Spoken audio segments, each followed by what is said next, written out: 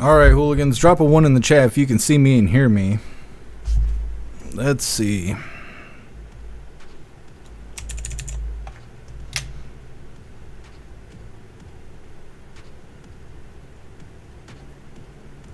Do the fucking thing.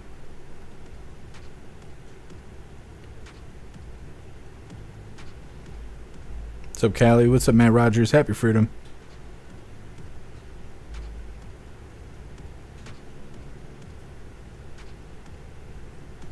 Alright, I think we were good to go. I don't know if you guys got to watch the video or not. I was sitting here talking to you, and then I realized you weren't there. You guys hung up on me. Anyways, we're going to just run through that again. Once again, this is Apple's considering raising iPhone prices. I don't know what the hell happened. My internet just dropped dead, and I had to reset everything. Hoping for the best here. Rumble as well as the CommuTube if you haven't already. And let's get into this. Apple is reportedly weighing price hikes for its upcoming fall iPhone lineup, but is keen to avoid linking any increases to US tariffs on imports from China, where most of its devices are assembled. That's according to the Wall Street Journal on Monday. The technology giant's shares were up 7% in pre-market trading. They tracked gains in the wider market after Washington and Beijing agreed to temporarily slash the reciprocal tariffs. But Chinese imports will still be subject to a 30% levy in the US. Apple is among the most prominent firms caught in the US-China trade tensions. The company did not immediately respond to a Reuters request for comment on the journal's report, which cited people familiar with the matter. Raising prices could help Apple cushion higher costs stemming from the tariffs that have hampered global supply chains and forced the company to shift more production to India. Analysts have for months speculated about a price increase from Apple, but warned that such a move could cost it market share. The cheapest iPhone 16 model was launched in the US with a sticker price of $799. Alright, so like I was saying, talking about taking those overpriced phones and increasing the price. They're blaming tariffs, even though we just got a deal that President Trump made. It's going to make a lot of those tariffs go away. Now, apparently, there's going to be some permanent tariff on China or something, unless that's just a speculation. But iPhone's not even that great. Having Apple products is like paying extra for no reason. Paying extra because it's popular. It's like buying Nikes. You know, Nikes aren't better than Adidas, but they're $100 more. Why? No reason. Just because they're popular, because somebody said they were cool. And that's how Apple products are. The bad thing about Apple products is they have a monopoly on everything. So if you buy an Apple phone, it ain't going to be compatible with any of your computers unless they're also Apple. They even got cables that are incompatible unless it's by Apple. So you could get like a certain kind of cable from Apple that'll be $100, $200, but if you get the non-Apple version, it'd be $8. And so there's reasons like that suck about Apple. The other thing is that they treat you like a baby. Apple treats you like you ain't smart enough to take care of your own gadgets. If something goes wrong, you got to go to an Apple Genius or an Apple Tech or whatever the hell they're called. But if you have Android or if you have Windows or Microsoft anything, you can fix that shit yourself. You can modify it yourself. You can replace the parts yourself. You can replace the software without bricking your phone or anything like that. I've worked on lots of Apple stuff and lots of Microsoft and Android stuff. And Apple stuff, like I said, they treat you like a baby. You can only get what they allow you to have. But if you have Android or Microsoft, you can pretty much do whatever you want to with it. You are free. You are free if you have non-Apple products. So having an overpriced phone where they're going to charge you even extra sounds like a bad deal. Like I told you guys when I got my phone, I have this, well, I mean, you ain't going to be able to tell. It's just, you know, it looks like every other phone. This is a Xiaomi T12 Pro, I think. It was like $700 or something. It has a 200 megapixel camera. It's got like an 800 milliamp battery. It has an infrared laser that you can shoot out of the top of it. That phone has more features than the brand new Samsung and the brand new iPhone. And that phone's like 5 years old. So, like I'm saying, it's overpriced. These popular phones are overpriced. So, I don't know if Apple pushes himself out of the market because the price point is too high, then good. Good. People are being duped. The other thing is the way they make the phones is you get hooked on it, and if you decide you don't like your iPhone, you try and get an Android, you won't know how to use it. And the frustration will make you go back to iPhone. Same thing, vice versa. They keep us divided like that. It's a whole lot of psychological warfare. Next up, South African refugees land in, I don't know if it's Dulles or Dulles Airport today. This is a controversial thing because, well, the liberals are constantly saying that President Trump is a racist, he's against immigrants and stuff like that, and then we turn around and bring in South Africans that are all white. So now they're saying that President Trump only likes white immigrants, he doesn't like anybody else, which is nonsense by the left. It's coming up next, but first we're going to read through the chat, see what you hooligans think about iPhone, claiming that they're going to raise the price and blaming it on tariffs. Russell, well, Nike doesn't give me blisters, but Adidas and Reeboks do. Well, I think that, that's probably more on size and the style and stuff, but either way, I don't think that's worth $100. Josh 1776, didn't they say they were moving their factories out of China?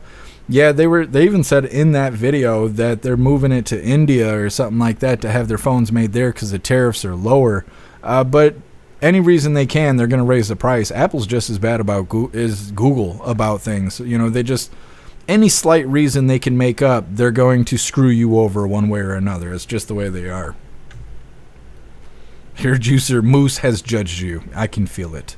I can feel it. I feel like crap today. I've been feeling like crap all day, and then it's 85 degrees in here on top of it. What's up, Information Warlord? Happy freedom. What's up, Mr. Satan? Happy freedom to you. Energy Woman, let the farmers in. Yeah, and that's what they're saying. I mean, we're covering it next, but there was that video that went viral last year or something like that with the black dude in Africa, and he was screaming, death to the white farmer or whatever. That's what he was talking about.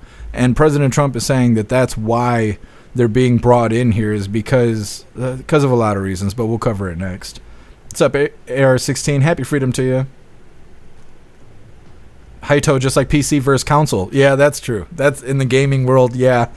And I understand that because I had a PS2. That was the last PlayStation I had. Now I got the PS5 thanks to Donna Sparks. I had an Xbox 360. I haven't had an Xbox since then, but I play most of my games on PCs, so yeah, I can feel the fight inside. What's up, Nana? Happy freedom to you. Hi-to, Android all the way. Yeah.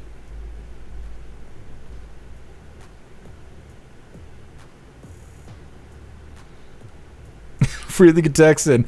I just heard the most savage fat joke for a nerd. You're so fat that Thanos would have had to snap his fingers twice if you were in the Avengers. That's hilarious. Yeah, that's a good one. That's a good one.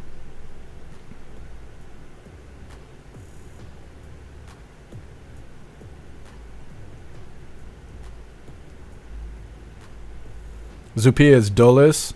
Thank you for letting me know, and happy freedom to you. What's up, Stoner? Happy freedom to you.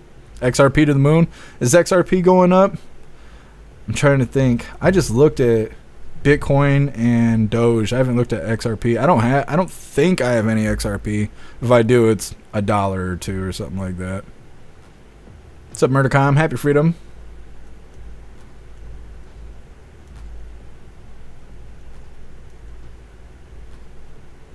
Murdercom, been running a Chinese rugged phone for the last couple of years. It's nice having a thermal and night vision camera and massive battery. I just started seeing some of those Chinese rugged phones. I just saw one where it's got a screen on the back.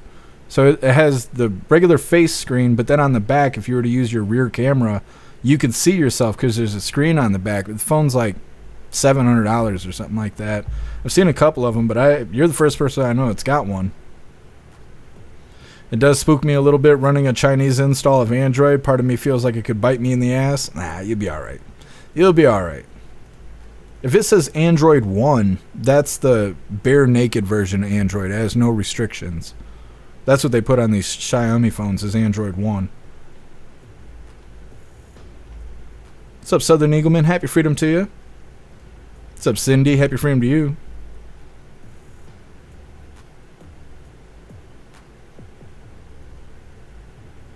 What's up, Ball? Happy freedom. What's up, Steve S? No. Jesus loves us. Windows wants to do an update.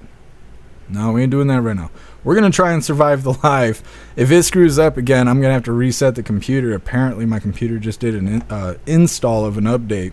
We're going to hope for the best, though. Damn, it really feels like Monday around here. Astro Hammer, and then what happened to the farms when they chased the white people away that they didn't kill? Well, Astro Hammer, we got that coming up next. We got answers for all of that. Like I said, this next one, South African refugees land at Dulles Airport today. Let me get this pulled up really quick, and we're going to run through some of the details. All right, so like I said, South African refugees land at Dulles Airport Monday. This has to do with an executive order that was signed back in February. White South Africans got refugee status because Trump feels that they were facing racial persecution. The White House says that they are under a government-sponsored race-based discrimination in their country, but South African leaders deny the truth of that. They're saying that the South African government I imagine it's just the African government, can seize white Africans' land without reimbursement, and they're doing it to address the disparities of black South Africans. So I don't know if it's like reparations or what, but this is the reason that all of these South Africans just landed here today. Hit the like button over on Rumble as well as the CommuTube, and let's get into this. Well, right now, the first group of white South Africans, known as Afrikaners, guaranteed refugee status by the United States government. The first group is arriving at Dulles. The move comes after months of political tension between the United States and South Africa. One side says the refugees are being racially persecuted. The other argues that's completely false. Our Matthew Torres is at Dulles International Airport this afternoon for us, where we are expecting a press conference from federal officials soon. Matthew. Hey, Allison, roughly 2 minutes ago, the plane landed here carrying those 49 white South Africans, also known as Afrikaners. This was a private charter and now on its way to a private hangar where they will be greeted by members of the State Department as well as the Health and Human Services, which is in charge of the refugee resettlement program. Now, this comes after President Donald Trump signed an executive order in February that granted white South Africans refugee status quickly because he says they were facing racial persecution. That's despite his administration suspending refugee resettlement when he first came into office in January. The White House says white South Africans are under a, quote, government-sponsored race-based discrimination over a law it claims allows racially motivated seizures of land. But South African leaders strongly deny the allegations. The South African government says Afrikaners, who are descendants of Dutch settlers, benefit the most economically. While they make up only 7% of the population, they also occupy most of the farmland. The new law in question gives the South African government permission to take land without compensation in certain cases to address disparities to black South Africans as a result of the apartheid era. Again, we are supposed to hear from federal officials around 1 o'clock giving us an update. As soon as that happens, we'll also try to bring that to you live on our streaming platform, WUSA 9+. Allison? All right, Matthew Torres at Dulles. Thank you. Okay. So, like I said, we just imported a bunch of people from South Africa. I don't know how many people, and you would think that they would actually give us a number considering we're so focused on mass deportations. It'd be nice to know how many people we just imported here. Like I said, they're getting refugee status because of the stuff going on in South Africa. Once again, their government is basically taking farm property away from white South Africans because of disparities with black South Africans. Now, I'm not from South Africa. I don't know about that shit. I don't know. All I know is that one video that was going viral that everybody's seen with the black dude saying death to the white farmer. And this is supposedly the people they were talking about. And they've kind of put a green light on them saying, you know, if bad stuff happens to these people, they don't care. Now, President Trump claims that he doesn't want people to die. And so that's the big reason why they're allowing these people to come here. And once again, this is from an executive order that happened back in February. We're just seeing it to come to fruition at this point. Next up, Trump redirects funds for migrants to homeless veterans. Obviously, this is a good thing, right? Getting some money and some help to the veterans. This has to do with Tunnels to Towers. I've never heard of that. I think it's a charity group of sorts. They're there to address mental health, substance abuse treatment, counseling, therapy, preventative care, rehabilitation, and other forms of support. It's coming up next, but first we're going to read through the chat, see what you hooligans think about South African refugees being imported today.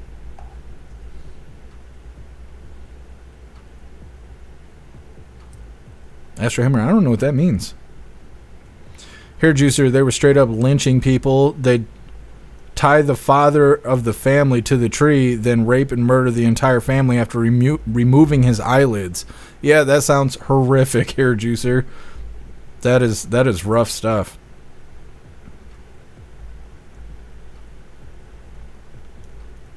Josh 1776, go to South Africa and walk the miles of cross.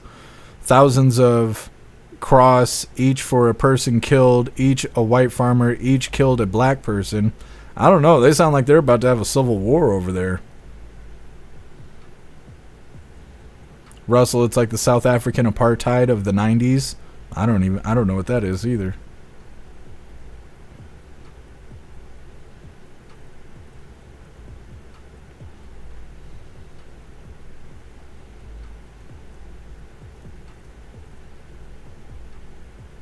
Haito, if it's for legitimate reasons, I have no issue.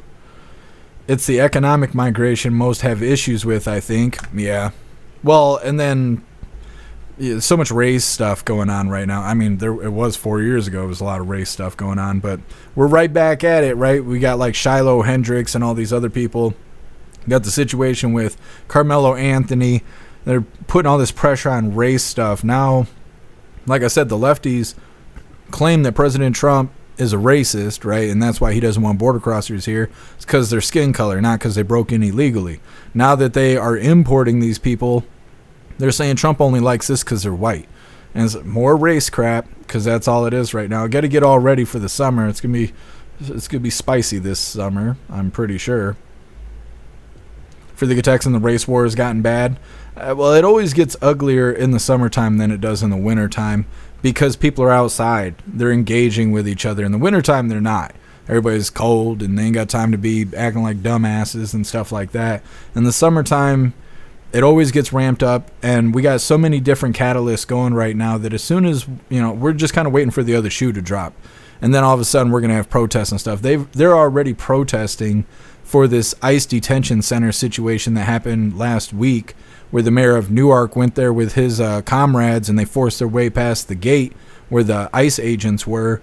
They did that as some political stunt, but again, they're trying to fuel race wars and stuff like that. It's not a race war, but race issues, right? And so we're waiting for Mahmoud Khalil to get deported. We're waiting for Carmelo Anthony's trial to start. We're waiting to see if Shiloh Hendricks becomes a millionaire. There's just a lot of things going on right now, and as soon as the protests kick off, like they're doing at the detention center,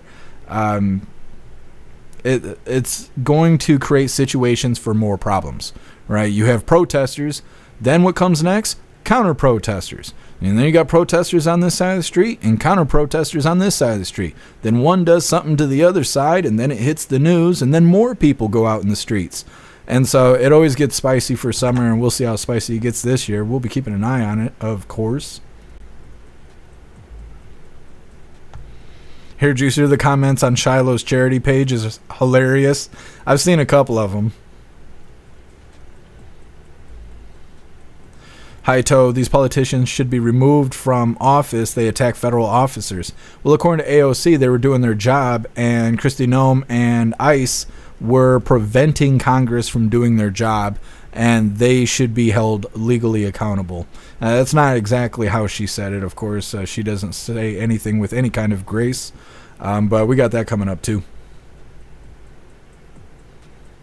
Tony Rez, racism is dumb. We're all just a different shade of brown. Another way to divide us up. Yeah, Tony Rez, I think so too.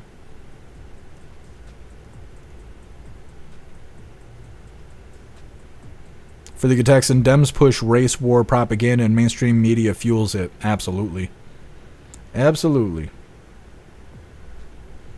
Jack, communism is its own reward. That's right. Happy freedom to you, Jack. I don't know if you were here for the first live, but thank you so much, Jack, for the PayPal.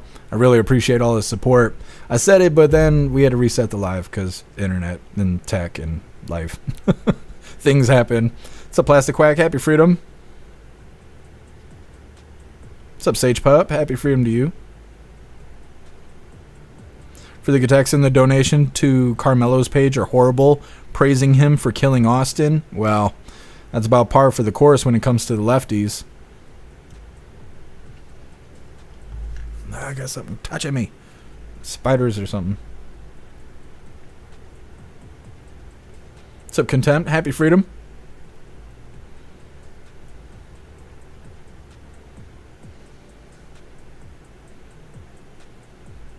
What's up, Lisa? Happy Freedom to you.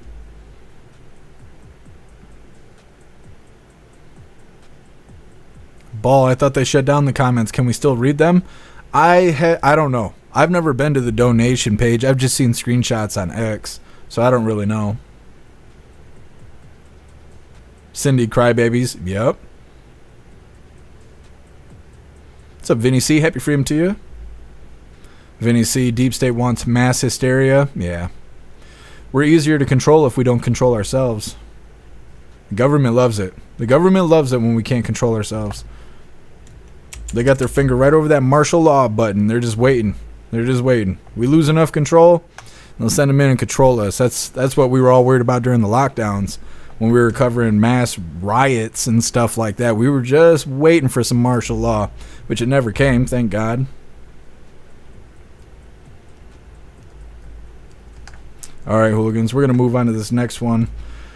Like I said, Trump redirects funds for migrants to homeless veterans. This is going to involve tunnels to towers. I think it's got the guy who created that charity, but they're going to be talking about how they're providing services, not just a roof over their heads, but they're providing services for mental health, substance abuse, counseling, therapy, preventative care, rehabilitation, and other forms of support. Now, before we get into this, I want to remind you, hooligans, really quick, if you would like to participate in Free Speech Saturday, make sure you post all of your memes over on Discord or on jeffmaclive.com. Just hop in the group chats on either platform. You'll see the tabs labeled memes. Drop what you got and we'll shout you out as we're making Saturdays more fun. Let's get this polled up real quick. Actually got some good news. Not every day we got good news, but this is some good news. Hit that like button over on Rumble as well as the CommuTube, and let's get into this. All right, so President Trump signing an executive order creating a new Center for Homeless Vets, and he'll pay for it by redirecting funds that were used for the illegals in this country to fund all of this. Tunnel to Tower CEO and founder Frank Siller joins us now. Frank, so the president has made it very clear we were using all this other money for people that weren't citizens. Let's take care of our vets. How's that going to help Tunnel to Towers? Well, I love the announcement, the executive order. I mean, you just think about how many homeless vets that we have on the streets here. We should take care of them first before anybody else, quite frankly. The president, during his first 4 years, paid a lot of attention to our veterans, and most certainly doing it again in his second term. He has said in the campaign that he wanted to eradicate homelessness amongst our veterans. This is exactly our mission at the Tunnel to Towers Foundation. Yes, we're going to take care of all the great heroes that are catastrophically injured. We're going to deliver them mortgage-free smart homes and fallen first responders and Gold Star families. One dies in the line of duty, leaves young kids behind. We're going to take care of every single one of them mortgage-free homes. That being said, there are so many homeless veterans that give us this country that we live in, and this executive order is going to make a tremendous difference, put a big spotlight on it. What are you hearing from the vets? Because, I mean, we see them on the streets of America today. You know them personally. You've been housing them already with Tunnel to Towers. What are they saying now that the president is activating the country and saying, hey, we got to take care of our people? Well, you know, so I did a walk for the 20th anniversary, and I walked from the Pentagon to Shanksville Ground Zero. And I remember walking through Harrisburg, Pennsylvania, and I went under an underpass, and down there were so many homeless people, and most of them were veterans, and it was gut-wrenching to see that. They need our help. They need our help. They served our country. They put their lives on the line for us. we need to take care of them. And exactly what we're doing at Tunnel to Towers. We ask people to go to t2t.org, go do $11 a month. But we can't do it alone. We need the Fox viewers. They're terrific. You know, you've been helping us for so many years. But it'll be great if, because of this executive order that President Trump has put out there, he has a mission to get this done, and we have a mission to get it done. And I believe, you know, public and private working together, that this is the only way it gets done. Frank, this is good work, but I was telling you off air, this is hard work. I mean, I know the boys that I spend time hunting with, you know, in a minute they'll be fighting or anything. You got to house these guys with mental health problems, drug addictions, don't have social services for food and everything, and keep order as well.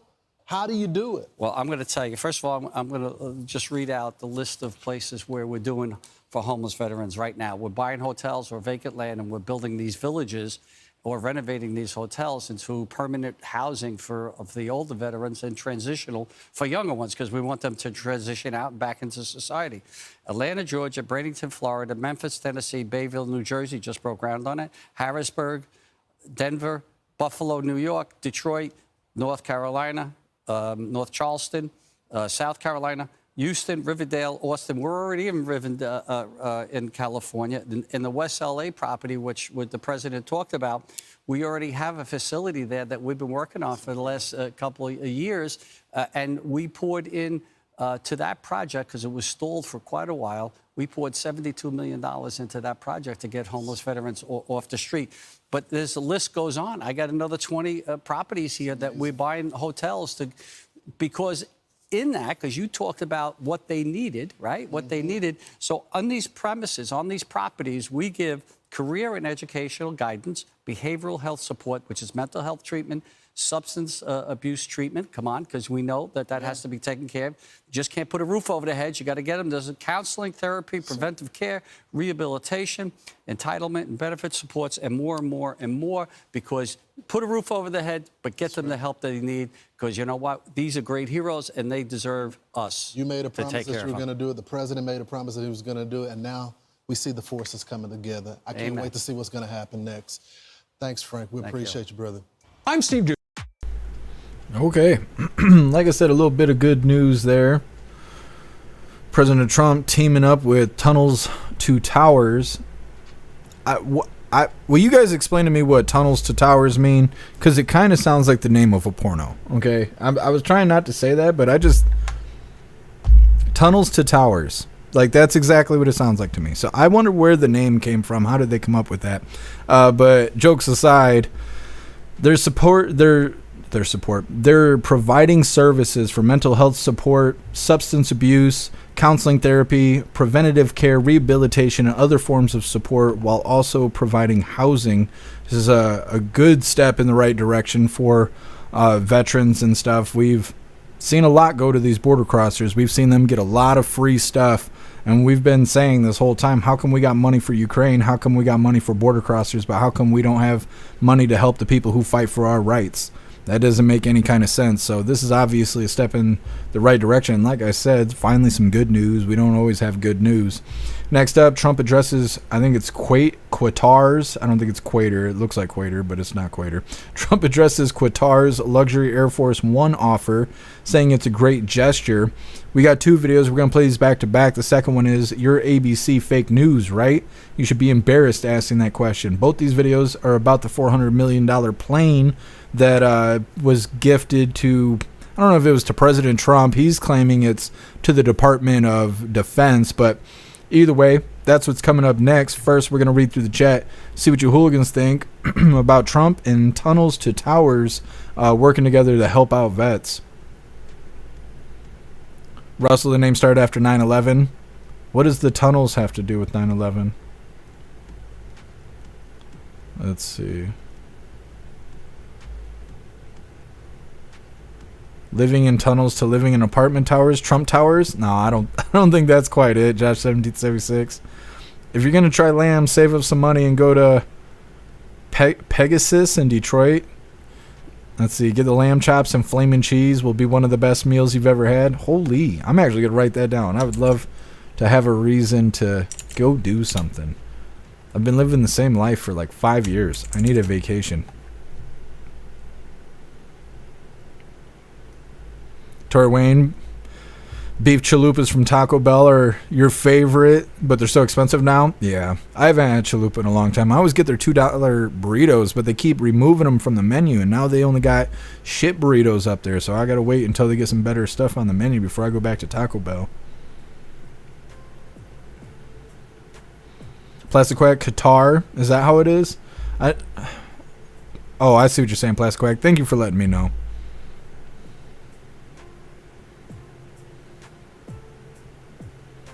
AR-16, the camaraderie they had in the military is what they're aiming for by housing the vets together like a halfway house. Oh, there's halfway houses around here. People get out of prison and go to them and stuff. Interesting. I mean, you know, in a certain way, it's not surprising that vets need help when they get out of the military. A lot of these people join at 18. What do you know at 18? You don't know shit, right? And so then you go into the military where everything's provided for you and you are forced to do something, live, train, be awake, just like everybody else, right? Everybody's told what to do. Thinking for yourself is kind of secondary. You have to do what you're told to do. You get out of the military, you come back here to being a civilian. Well, now you got to think for yourself. Nobody gives you anything. No one provides anything. No one tells you how to do anything. So why wouldn't they have trouble? You know what I mean? They've been in a system since they were 18 for a lot of people. They get out in their 20s or maybe even their 30s, depending on how long they stay in. It's very different. So, of course, they would struggle. And there's no help out here. Not unless you're, you know, a worthless Democrat. For everybody else, you ain't got no help. So it's not really surprising the veterans would struggle getting out of the military with such a dynamic between what they were living like versus what life is like as a civilian.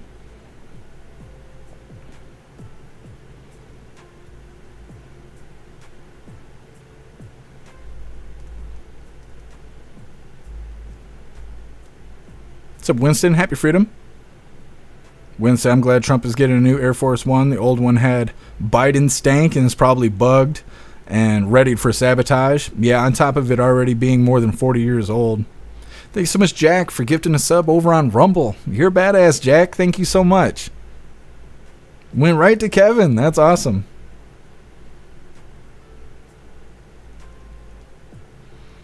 Kevin, Pepper had a huge wolf spider crawling all over her today. Lucky ours aren't as aggressive as the ones in the mainland. Ours are black with a pale yellow stripe. I forgot the name of them. Trichosa spiders? I've never heard of that. We got big ugly wolf spiders here. They get like this big around, and they are aggressive.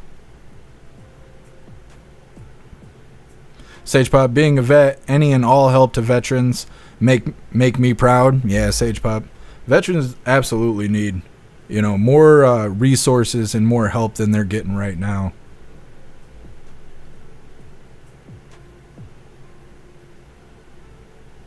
Winston, don't care for the Fox reporter. I don't care for most of those Fox reporters. Well, just reporters in general. Most of the reporters we show are dumbasses. Cricket Kiss, Mark Wahlberg is their main spokesman. That's kind of badass. I like Mark Wahlberg.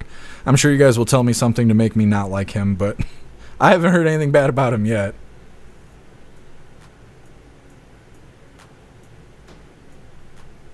What's up, MU? Happy freedom. Friedrich Texan. Just looked at Camelo's donations. They shut the comments off. Shiloh's is turned off also. Interesting. Sage Pop. I keep hearing about a possible terror attack or false flag coming soon. I used to hear that stuff every week. Every week there'd be someone either in the chat or in Discord telling us that that's going to happen. And I mean, if you say it every week, eventually you'll be right. You know what I mean? Life happens. So I don't know. I try not to worry about that stuff. Gotta worry about living. Can't be worried about dying. Rappy, I just want everyone to get along. Just be a good person. Yeah. Yep. And I think that's what fuels most racism. It's ignorance, first of all. Being racist is ignorant. But second of all, you wouldn't care what color somebody was if they were a good person. If the person living next door to you was a good person, that was somebody you could rely on not breaking into your house or staring into your kids' bedrooms or anything like that, you wouldn't care what color they are. right? As long as they're a good person, then that's all that matters. And I think that's how it goes. And I think that sometimes, especially with the influence of social media, people get ahead of themselves and sound ignorant. For the text, Marky Mark's a good guy. He's only like 4.5 feet tall, but yeah.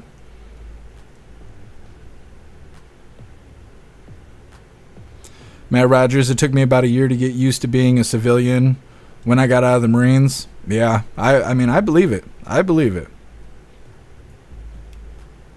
What's up, PD? Happy freedom to you. A firefighter ran from the tunnel to the towers on 9/11. Oh, well okay. That makes sense on how they would come up with that name. Thank you for letting me know, PD. What's up, Ange? Happy freedom to you.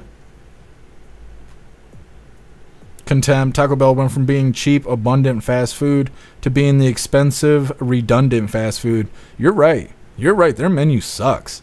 And every time they get something good, it's always there for a limited time. What's up, J-Dog? Happy freedom. What's up, Magic Moon? Happy freedom to you. What's up, Blind? Happy freedom. Blind. South African white farmer persecution has been going on for decades. People act like this is new. Well, I figured it wasn't brand new considering the video that I keep referencing with the black dude in the military outfit screaming, death to the white farmers and all that kind of stuff. That video is more than a year old. So I figured this wasn't new.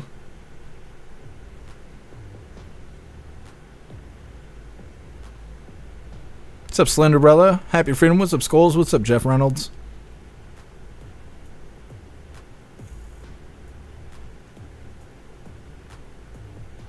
Vinny C, the biggest fear the deep state has is all of us being united together. Absolutely.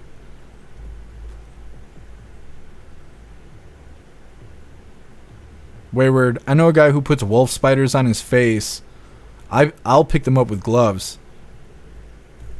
You both are fucking weird, man. Why would you pick them up? And why is he putting them on their face? I risk gun charges. They come out, I risk gun charges. I do not deal with spiders. They are scary. They do everything but bark. Brown recluse, black widows are now hobo spiders. Oh, and now hobo spiders in Cincinnati area. I've never heard of a hobo spider. I think we got black widows up here, but we definitely got brown recluses up here. I've been bit 3 times by baby brown recluse, where it like puts a hole in my flesh like this big, but it's not. I know they're babies because I'm surviving it by just cutting open the meat and dumping peroxide in there. If it was a full-grown brown recluse, that wouldn't be good enough. You'd still have to go get not probiotics. That's what this is. I'm drinking is probiotics. You'd have to get antibiotics. Russell, burn it down. That's right. If there's a spider the size of a face of a $20 bill, you gotta just burn the whole house down. Stoner, most spiders are good people. You sound kind of ignorant. I'm ignorant as shit when it comes to spiders. Just totally racist against spiders. The worst of the worst. Craig Kiss, those are brutal bites? Yes. Yes, they are. I got bit on my shin and just went down to the bone. And I remember going into work and people were like, they would just see it. The wound was so bad that people would just see it. They would be like, oh my God, what happened to your leg? Fucking spiders.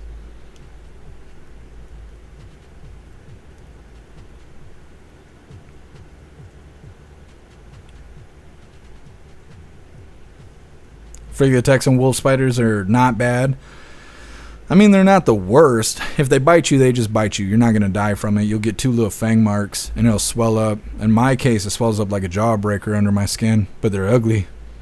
I don't like them. They're ugly. Astro Hammer, got to shit the spider bite out. Is that how it works?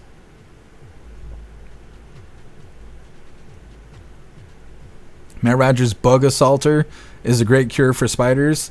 I've thought about getting those, the little pistol that shoots salt. That way you don't have to feel them crush like a grape underneath your hand or your foot. That's why I don't kill wolf spiders. They're so big you can feel them die. I don't like that. I don't like that at all. Russell camel spiders are the worst. Yeah, I'm glad we don't have those here in Michigan. Haito had a bunch of those brown recluse spiders in my room.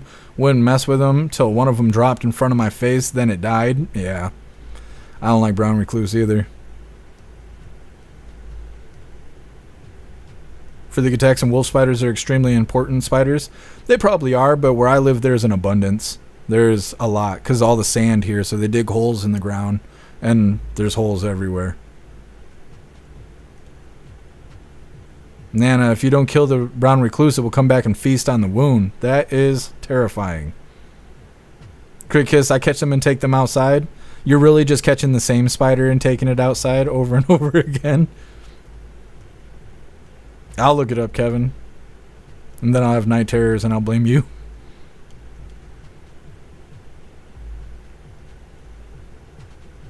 Air 16, ever seen a barn spider? No. What's the big spiders? Bird spiders. They're like tarantulas, but they're like this big. And they make like a wind-up toy sound when they move. Like a kind of sound. Gross. Murdercom, I wish we had Taco Bell. Where I live in Canada, would give anything for a Crunch Wrap Supreme. How far away is the closest Taco Bell to you, Murdercom?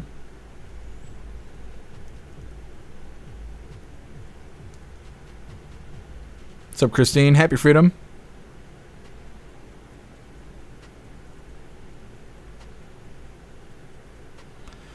Christine, I was bitten by a spider on my one leg, and I couldn't walk while at work and had to be carried out. My leg blew up and had to soak, put medicine on it, on the bite mark. Was it a brown recluse? Because that's what it kind of sounds like. Spear matter, I have arachnophobia. It's the most common fear in America is arachnophobia. And I think the second most common one is clowns. I'm not afraid of spiders, I just don't like them. I don't care anything about clowns. They don't make me feel any kind of way. Oh, Christine, you never figured it out? Well, I don't know what happens if you get bit by a black widow. Some people say you just die, but I imagine it's probably a spectrum, just like when most things bite you. If it's young enough, it might not get you, but in certain cases, young ones are more venomous than old ones, depending on what it is that's biting you. So it's kind of hard to say. Up here, if you get bit by a spider and it gets that bad where you got to dump medicine into your wound and stuff, it's usually a brown recluse. Wayward, haven't you seen City Slickers? No. I've never seen anything, Wayward. You would think I've never watched TV. You guys are always talking about movies and TV shows I've never heard of. Nope, never seen or heard of City Slickers. I will have to check that out. Wayward, hobo spiders are native to like Portland area. That makes sense. I've seen the homeless encampments. I'm not surprised they have their own spiders. That makes sense. Anyways, like I said, we got these two videos. We're going to play them back to back. It has to do with the new airplane that was gifted to President Trump. Now, I don't think it was gifted directly to him. It's to the Department of Defense. Now, like I said, we're going to play two back to back. First one's titled, Trump addresses Qatar's luxury Air Force One offer, saying it's a great gesture. And then after that, we're going to play a video titled, Your ABC Fake News, right? You should be embarrassed asking that question when a reporter asked him about the gifted airplane. I also got some comments and stuff wrote down here in just a second. Let me get this pulled up. All right. In this first video, like I said, Trump addresses Qatar's luxury Air Force One offer, saying it's a great gesture. He's going to talk about how Air Force One is over 40 years old. They've been waiting for the new Air Force One since President Trump made that deal during his first term, and it is still not ready. Boeing is really behind, and the plane that has been gifted to President Trump apparently is worth around $400 million. But there is comments about this plane saying that President Trump accepted this plane as a bribe. People are speculating these things. Saying he accepted the plane as a bribe, and why would he accept gifts from people who support Hamas if we're against Hamas? And so they're going to be talking about that in this video. Make sure you hit that like button over on Rumble as well as the CommiTube, and let's get into this. On Qatar, has Qatar asked for anything in exchange for that $400 million luxury jumbo jet? And how can the American people be so sure that they will not in the future? Well, I think what happens with the plane is that, we're very disappointed that it's taking Boeing so long to build a new Air Force One. We have an Air Force One that's 40 years old. And if you take a look at that compared to the new plane of the equivalent, stature at the time, it's not even the same ballgame. You look at some of the Arab countries and the planes they have parked alongside of the United States of America plane, it's like from a different planet.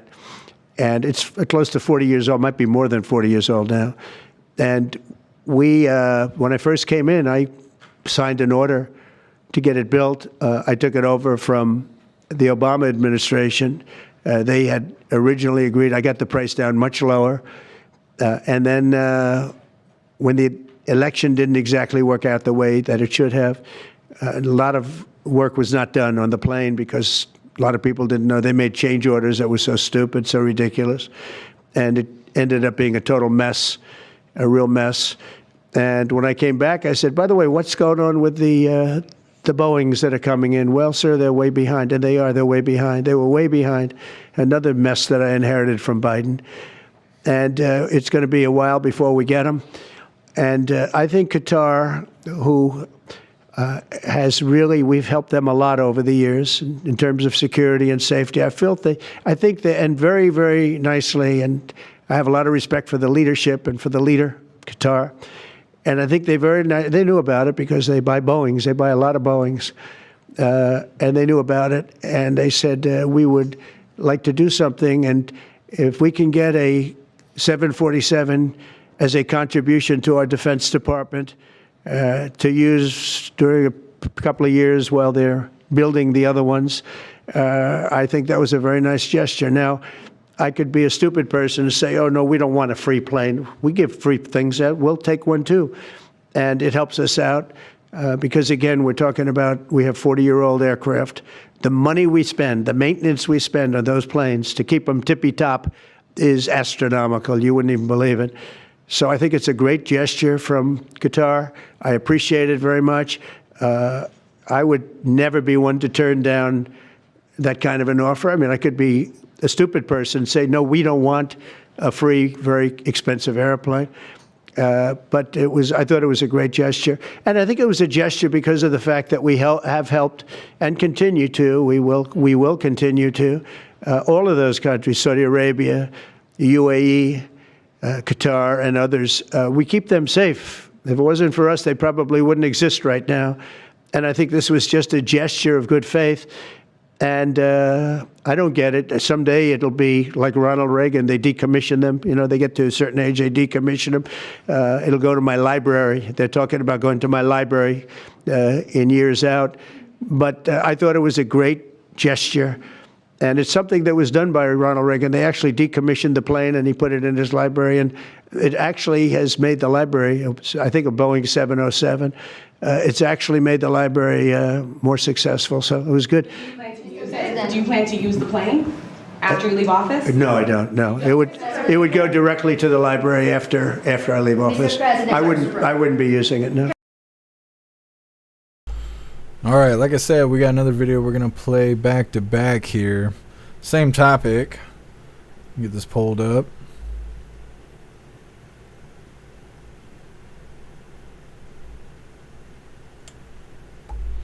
All right, in this video, it's titled, "Your ABC fake news, right? You should be embarrassed asking that question." Asking about President Trump in this plane and all of that. Either way, let's get this rolling.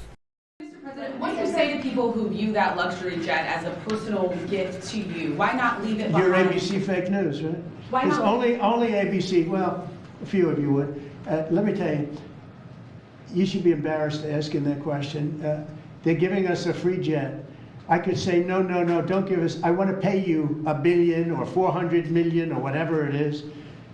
Or I could say, thank you very much. There was an old golfer named Sam Snead. Did you ever hear of him? He won 82 tournaments. He was a great golfer. And he had a motto. When they give you a putt, you say, thank you very much. You pick up your ball and you walk to the next hole. A lot of people are stupid. They say, no, I insist on putting it. And then they putt it and they miss it. and their partner gets angry at them. You know what? Remember that Sam Snead. When they give you a putt, you pick it up and you walk to the next hole and you say, thank you very much. Respectfully, sir, as a businessman, some people may look at this and say, have you ever been given a gift worth millions of dollars and then not received It's anything? not a gift to me, it's a gift to the Department of Defense. And you should know better, because you've been embarrassed enough, and so has your network. Your network is a disaster. ABC is a disaster. Smoked him. President Trump. He doesn't smoke cigarettes, doesn't do drugs, doesn't drink alcohol, but man, he never misses an opportunity to smoke a reporter. Loves it. Anyways, let me see what we got coming up next here. Next up, New Scum directs California cities to remove homeless encampments. Like I said earlier, this is like the third time we've covered a story like this. New Scum's going to clean up California. He's going to clean up all the homeless people. Blah, blah, blah, blah, blah. And here we are. Rinse and repeat. Another story about how Newsom's going to remove the homeless encampments. It's coming up next. First, we're going to read through the chat, see what you hooligans think about President Trump getting a new $400 million plane, as well as smoking this ABC reporter for sounding like a dumbass. Russell, the DOD will get the donated plane, not Trump. Yeah. What's up, Sam? Happy freedom to you. Sam, they think that Trump's going to keep it for himself. Dumbasses. Yeah. Russell, you're going to donate to Trump's library? Do you just donate money? Are you able to... How does that work? I don't know anything about the presidential library stuff. I've been learning it as we go. Matt Rogers, it doesn't matter what President Trump does. The people will always find something negative to say about it. Absolutely. Absolutely.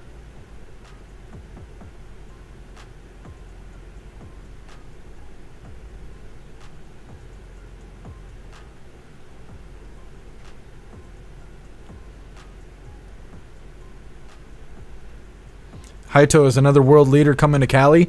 I don't know, and I was going to say that the last time they cleaned it up, I think the Chinese president or whatever he is, Z or Xi or Chi or whatever his name is, Winnie the Pooh came to California, and then all of a sudden it was the cleanest California's ever been.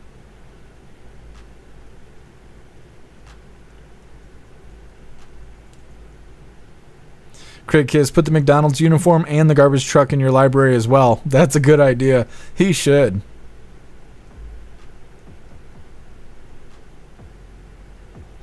Kevin, PEI is like Australia. It has a very fragile ecosystem. I'm worried that one of the border crossers is going to bring something that'll destroy the island. Well, I hope that doesn't happen, Kevin. Stoner, I was feeding him Black Window, and he was a cool guy. He just chilled. I didn't know he was chill like that, Stoner.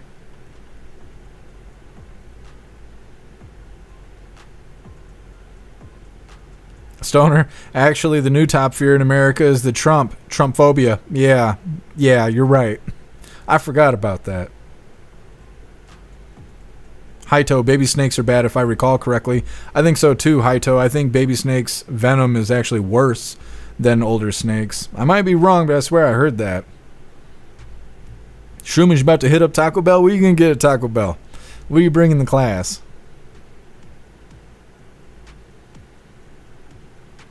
Kevin, have you ever seen a Goliath moth before? I seen one when I was a kid. It took up a whole upper screen window of our door. No. We do have big moths here that are like bigger than my hand, which you don't see them very often. The one I've seen them 2 or 3 times.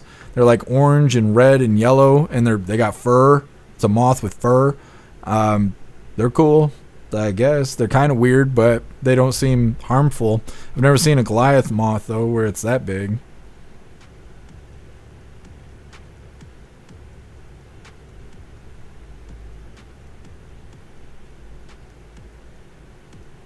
Area 16 barn spiders are as big as your fists. Yeah, I wouldn't like that either.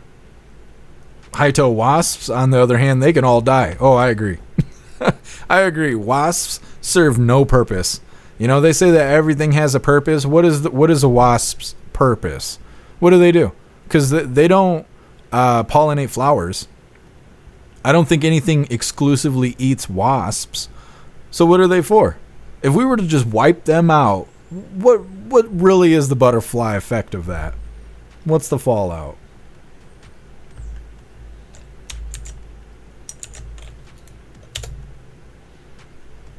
Oh my God, Kevin, I just saw that nasty spider.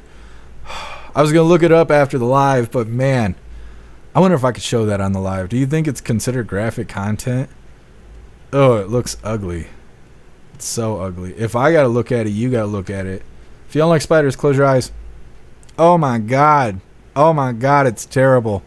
Kevin, why you do that? Why you do that? Kevin, wasps eat dead things. I think we should still try and just eliminate the wasps. Just see what happens. It can't be any worse than allowing Democrats to run around. What's up, 10 Man? Happy freedom to you. Sam, you think wasps eat spiders? I don't know. I ain't heard a good reason to keep them yet. Not yet. Freely texting, he's so cute. Nah. Those spiders are gross. Skin's crawling. What's up, Red Wagon? Happy freedom to you. Kirk Allen, happy freedom to you. Wasps gather spiders for their youngs. Their youngins. I don't know. That's grody. That's grody. I don't think we need wasps. What's up, Q-Official? Happy freedom to you.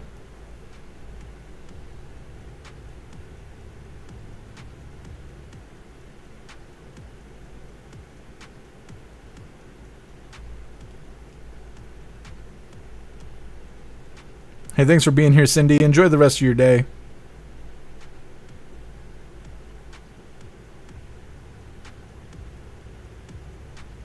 Jeff Reynolds, it'll take till the Olympics to clean it up. Yeah, I could totally see that. I highly doubt that news. You know what I bet it is? I bet it's because Newscomb is going to try and run. No, we still got 4 whole years till we got to wait for that. Something's got to be happening. There's no reason that Newscomb's just pretending to clean up California all of a sudden. Something's got to be going on. Jeff Reynolds, dirt daubers eat spiders. Do they? I know we got those up here. Snooks, and what do hornets do? I think they're in the same boat. Wasps and hornets. I don't know what the difference between a wasp and a hornet is, I guess. Shroomish getting the same thing I get every time. A build your own cravings box. The cheesy gordita crunch with 5-layer burrito nachos and a Baja Blast. Hell yeah, Shroomish. That sounds awesome. The last 2 times I got a Baja Blast, it was flat. Now I don't get it. I'm trying to think what I get now because I don't think they got Dr. Pepper. I get Dr. Pepper everywhere pretty much if I'm going to be drinking pop, but I don't really drink a whole lot of pop. Cherry Pepsi, I guess, the second best.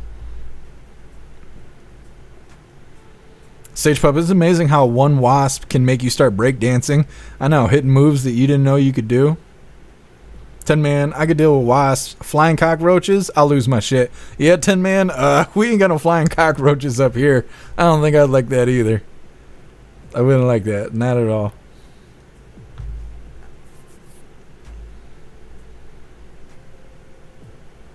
Red Wagon, look up ant lions, evil looking things, but they eat ants. I'll look it up. I won't show all of you guys on the live. I know everybody's all scared now. You'll be all right. Okay, you'll be all right. I'll look it up after the live. Thank you for letting me know, Red Wagon. I'm going to have nightmares. What's up, guess Happy freedom. Q-Official, you're about to get banned. Don't be promoting other people's shit in my chat. Christine, no flying cockroaches? Yeah, no, I don't want none of that either. I got enough problems. All right, hooligans, we're going to move into this next one. Like I said, Newscomb directs California cities to remove homeless encampments. Let me get this pulled up real quick. Make sure you hooligans are hitting that like button. It matters, okay? Makes a difference. Go ahead and share out the link. Maybe some new hooligans will show up. You never know. All right. So part of what Newscomb is suggesting to these California cities is they have these 3 or 4 rules here. They're going to be telling people that they cannot persistently camp in one location. So they got to pick their tent up and find a new spot every day. They are not able to block free passage on sidewalks. And the police who go to break up the encampments, they must identify and offer a place of shelter prior to cleaning up the encampments. This is their goal. We'll see how it goes. Like I said, hit that like button and let's get into this. Good morning and welcome to the KTLA 5 Morning News at 11 a.m. I'm Glenn Walker. And I'm Lou Parker. Thanks for joining us. Governor Gavin Newsom is escalating the state's push to crack down on dangerous homeless encampments. The governor has released a blueprint asking cities and counties to address these encampments with a sense of urgency. KTLA 5's Lauren Lister live now at LA City Hall with the details. Lauren.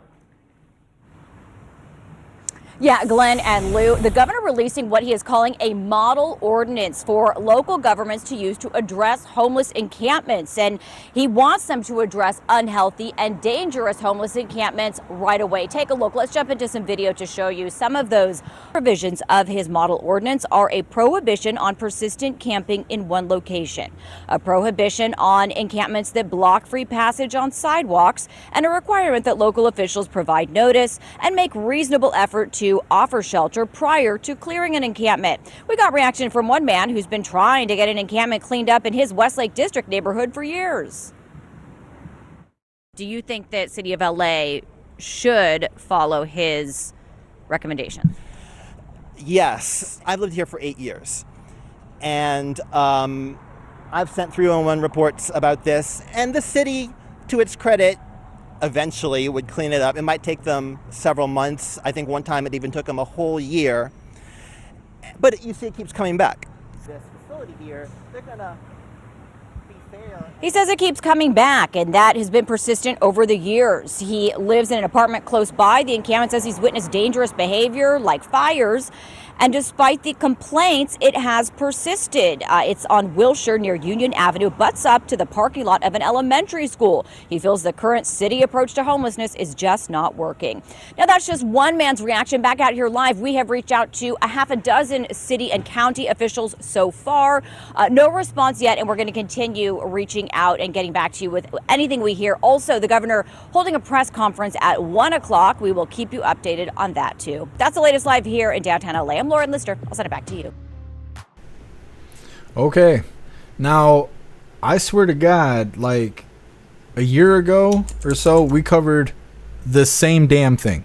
California was doing the same thing. They were having a homeless issue. They've always had a homeless issue. And they were doing the same exact thing. They were like, okay, instead of you being allowed to pop up a tent and just sit there on the block all year round, you got to move. And they were having issues because they would have not just one person with one tent, but the whole encampment would just get up and go to a new park and sit there for the night. And then get up and go to a new park and sit there for the night. And they couldn't eliminate it from happening because technically they were following policy and all of that. Same thing with blocking the sidewalks. They're not allowed to block the sidewalks. That's not enough. And then the second thing we came that was close to this was when they opened up those alcoholic halfway houses or whatever, where if you showed up there, they would give you a shot of vodka paid for by the tax doll hairs in California just to make sure you didn't have any withdrawals while you stayed the night. So I don't know. This is a goofy-ass policy. It's just supposed to look good. It's not going to actually end homelessness. Of course not. Right? They're not actually helping these people. They're telling them to move. You got to get your shit and move. And so they'll be playing musical chairs with the homeless people. But why? Why now? Why now is he making this announcement, trying to pretend to do good things that really isn't solving any problems? It's all for looks, right? It's a gimmick. Next up, RFK Jr. responds to critics over Trump drug price move, saying it's getting rid of price controls. Now, this is kind of a controversial thing. I think they bring it up in this video, but obviously this is a popular topic. It's all over the internet. But every time I hop in the comments of anything connected to this, there's liberals saying when Hyena Harris wanted to do price caps, it was communism. But when Trump does it, oh, it's great. It's America first. Now, they address that in this, and like it says in the title, RFK Jr. says it's actually getting rid of price controls. It's not controlling the drug prices and all of that. This is coming up next, but first we're going to read through the chat, see what you hooligans think that New Scum is up to, because it ain't good things, right? He's up to something. Guess I'm in Austin. You get a free needle or pipe and a room to do your drugs in. Fact. That's crazy, guess I'm. That is no good. That does not help people. Russell, the dude's a little light in his penny loafers. Yeah. The guy, when you see him, and then there's like 20 seconds or so before he starts speaking, as soon as he speaks, it's not, at least for me, I was not expecting that voice to come out of that guy. It really is California. You know, that was what I said when I screened the video. Guess he eats hot dogs whole. He eats them whole. Russell Newscomb doesn't want to solve the problem. No, he doesn't. If they fix all the problems, they'll have nothing to campaign on. That's how politicians work.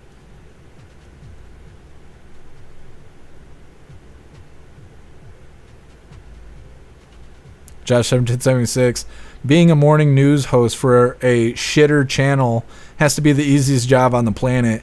I mean, I suppose you get paid per hour. It's got to be good. I have to actually try and be entertaining, and I have to also try to make sure I get as many details as possible so everybody gets something out of it, because I absolutely do not get paid per hour. What's up, Status Quo? Happy freedom to you. Newscomb doesn't want to have an appearance that his policies have exasperated homelessness. Yeah, well, we'll see. We'll see how it turns out, because he's got a long way to go before 2028. And if he continues to make California look like shit, I don't know who's going to vote for him. Puffin Stuff, happy freedom to you. Scummy used car salesman Newscomb. Yeah, he is. He's very slimy.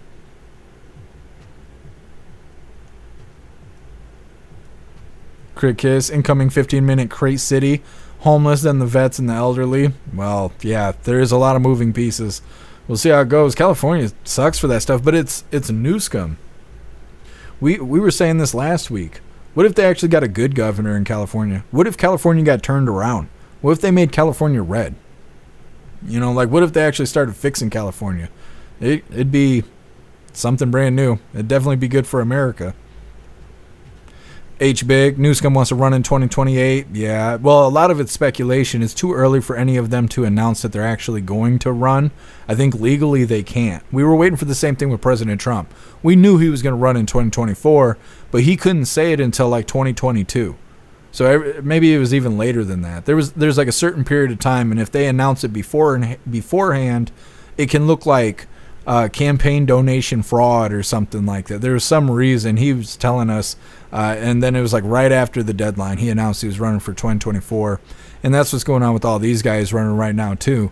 It's all speculation. They think Whitmer's going to run, and I don't want to see that at all. I don't want to see Whitmer run.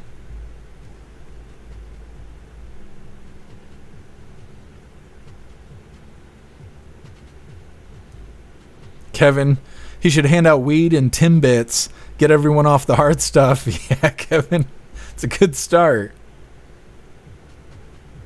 High Toe, her price controls were on grocery store goods. Trump already has a history of lowering med prices, which Biden undid and then tried to redo and claim credit for. Yeah, it was the, oh my God, I can't even think what it's called now. It's a shot. It's medicine. I can't even think what the fuck it's called now. Yeah, and they kept claiming it, saying that it was like $30 or $15 now, and they did a great thing by lowering the price of it. I wish I could remember what the hell the medicine is called. But yeah, Trump did it. Insulin. Thank you, Free Thinker Texan. Insulin. Yeah, Biden administration claiming credit for lowering the cost of insulin, even though Trump did it. President Trump brought it up during a rally too before the election. He was like, they're just lying about all the stuff that I did. He's like, they're taking credit for it. Guess I'm running a deport everyone but hooligans platform. That's right, guess hell yeah. I don't know what's going on. I don't know if the school band is outside. I keep hearing music randomly.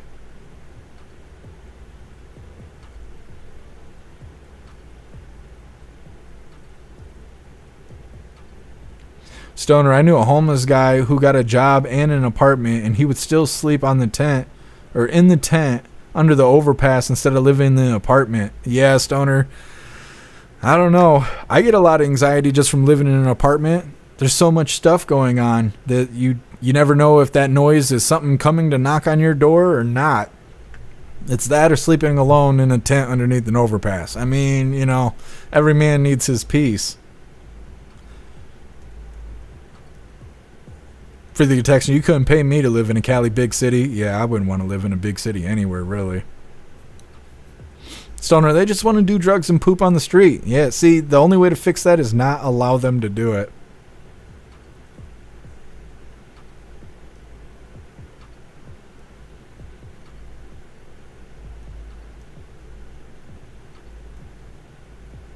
Shroomish, how about making housing cheaper? I pay $9.20 for rent, and that's cheap around here. Yeah, Shroomish. Yeah.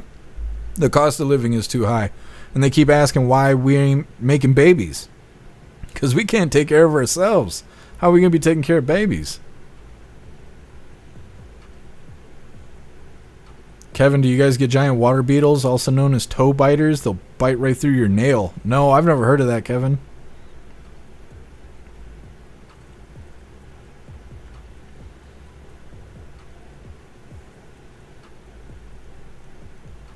Tin Man, when you're living in a van down by the river, that's right.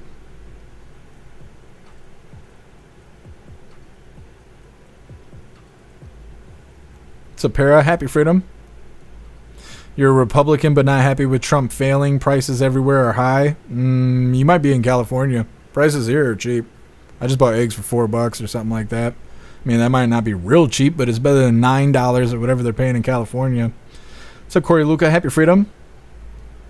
Corey Luca, insulin is created by gain of function. Good version. You run into a lab, fight over a girl or a dude in a lab. Glenn talked about it today. Interesting. I'll have to check it out. Agent O, moving on up to a deluxe tent outside. Yep. Get the little awning. Moving up in the world. Guess Biden lowered the price of fentanyl, to be fair. I mean, I guess. Agent O, weed and what? Timbits from Timmy Hortons. Tim Hortons has the Timbits. What's up, Sean? Happy freedom. Christine. What he's doing is not going to work, just looking good for a bit. Yeah, absolutely. What's up, Tube Steak? Happy freedom to you.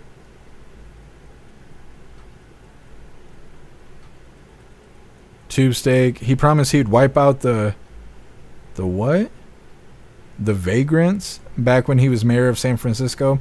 Newsom's just a slimy liar. That's the thing. Agent O, it's like this.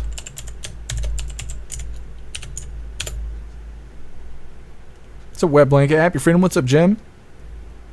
Web Blanket, can't believe Trump has done everything in his first 3 months. I know. What is he going to do the next 3 years? Just hang out with us? Plus Daniels is hot in here. It's too hot. He's laying under my chair. He's like, I know, don't talk to me. High toe gas is going down here. Was $2.49 recently. Yeah, gas is going down here too. I think it's still at $3, but it's like $3.05 or something like that. We're on the verge of hitting $2. Well, in a Subaru, every day you're on the verge of hitting $2. It's bullshit. Fucking Bambi Al Qaeda. Either way, moving forward here. Like I said, RFK Jr. responds to critics over Trump drug price move, saying it's getting rid of price control. I wish Bobby had a better voice. Because if I put more than one Bobby video on the schedule, everybody leaves. Now in this video, they're going to be talking about prescription drug prices is going to drop between 30% and 80%. They're going to talk about how the U.S. population is about 4.2% of the world's population, but we pay for 75% of pharmaceutical revenue in the world. They're talking about how they're going to put pressure on pharmaceutical companies who don't follow the new executive order. And this executive order and these price drops will apply to Medicare Part D as well as private markets too. The lefties are saying that this is socialist price control, but RFK Jr. says it's erasing price controls. Now, before we get into this, I want to remind you hooligans really quick. If you'd like to join the membership program over on Rumble, all you have to do is click that big red subscribe button right below where you type in the chat. Now, if you're on Android and using the Rumble app, you're unable to see that big red subscribe button. So you got to go to rumble.com, come to the live, hop in the chat, And like I said, right below where you type in the chat, you will see that big red subscribe button. Click that button and jump through the hoops, and your name will be highlighted as an official Rumble Hooligan.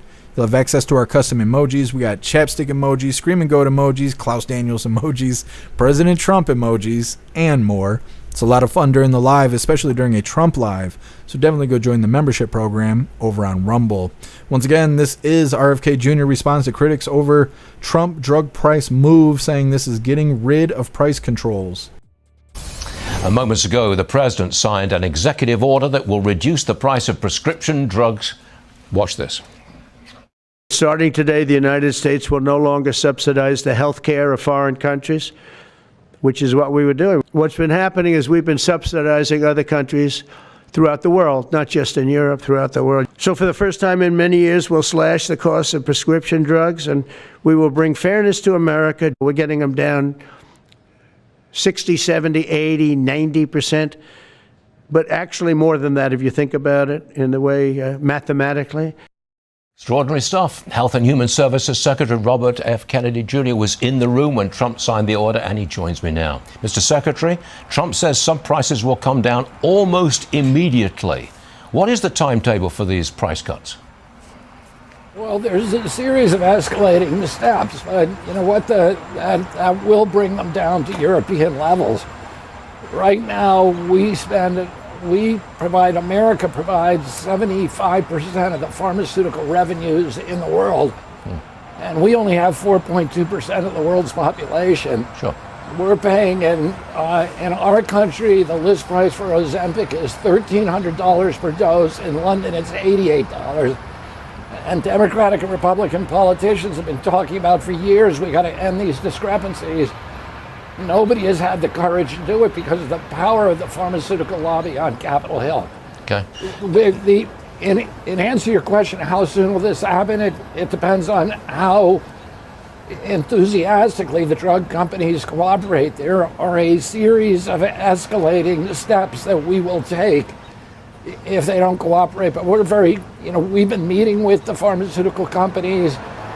They admit that this is something that should have ended a long time ago. And I think they're ready to figure out a way to get there. And they have advantages in this executive order, Stuart. Okay. Because we got rid of the PBMs, we got rid of the middlemen, and that's something that they've wanted themselves. Dr. Mark Siegel was on the program just a few minutes ago, and he said the devil is in the details. Specifically, do these drug price cuts apply to Medicare Part D? Can you answer the question? Yeah, they absolutely will. They'll apply to Medicare, and they'll apply in the private market as well. There are some critics of this who say, look, these are price controls, almost neo-socialist price controls on drug prices. What's your answer to that? My answer is it's getting rid of price controls because the European governments have told the drug companies, here is the maximum price we're going to pay. We're not going to pay any more. If you don't give us this price, you can't sell it in our country. That is the epitome of a price control. President Trump is returning the marketplace to this and saying, look, we're going to have a global marketplace. We're going to pay the same thing in one country as we're going to pay it in the other.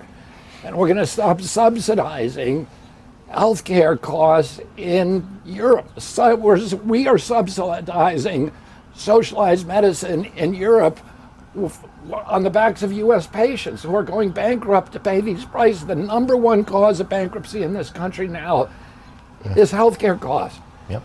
And we have all these Americans who, we're getting them better, but then they are bankrupt and they have no money in order to subsidize price controls in Europe. So President Trump is going to get rid of the price controls. You said that some of your children, some of whom are Bernie Sanders supporters, were moved to tears by this announcement. It occurs to me that basically you've stolen the Democrat issue. You've just taken it away from them and you've done it yourself. Yeah, I mean, when the Democratic Party, I grew up with the central issues. We were against NAFTA, and President Trump has now stolen that from them. Yeah. We were against. We were skeptical toward big ag and big pharma, and President Trump has stolen that from them.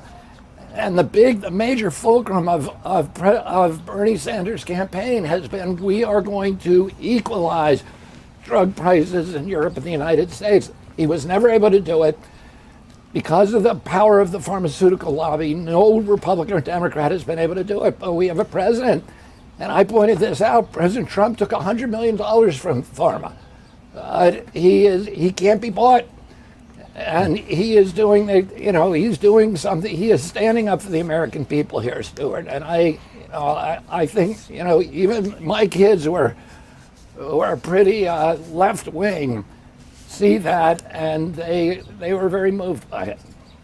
Mr. Secretary, it looks like you're having a lot of fun in your job these days. And it was a pleasure to have you on the program today. Come back soon, please. RFK Jr. Thank you, sir. All right, there's Bobby Jr. there talking about how pharmaceutical prices is going to go down. I mean, I don't really deal with medicine, but maybe I will when I'm old, right? Maybe I'll have needs. I don't know. Sounds good. Prices for pharmaceutical drugs are too high in most situations. They're saying that they're expecting it to drop between 30 and 80%, and they have plans of what to do if these pharmaceutical companies don't want to participate with the executive order. They're going to put pressure on them. Sounds like a good idea. Next up, Texas pushes back on foreign land grab. We have an issue where we have China and countries like that are buying up land. China owns like 500,000 acres of America at this point, which I don't know why we allow that to happen. So Texas is saying that they're going to do something about it.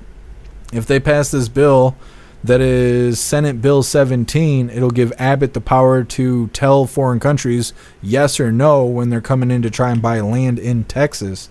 I think they need to do a federal law like that where you can't just come here and just buy land. Like, it just doesn't make sense to allow foreign countries to come here and buy huge amounts of land like that. It's coming up next, but first we're going to read through the chat, see what you hooligans think about Bobby Jr. talking about lowering the drug prices.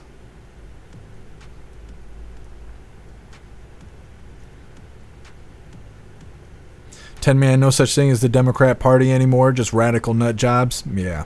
Yep, absolutely. They wake up every day and decide to run it like backwards day.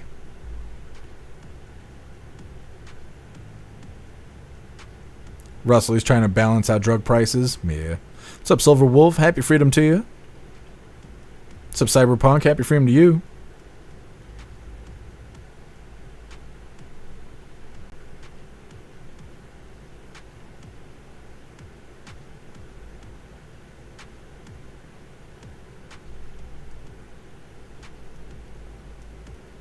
What's up, Disco? Happy freedom.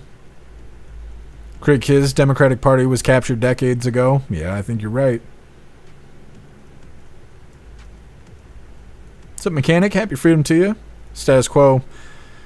A workable adage of getting old is that arthritis is evidence of doing something with your life. Yeah. Yep. Cyberpunk, most of Michigan is owned by the Middle East. That doesn't surprise me at all. For the Texans on the way to Abbott's desk, it could be. I'm not sure if they actually describe the specifics in this video, but it sounds like a good deal. And like I said, I think this should become a nationwide thing.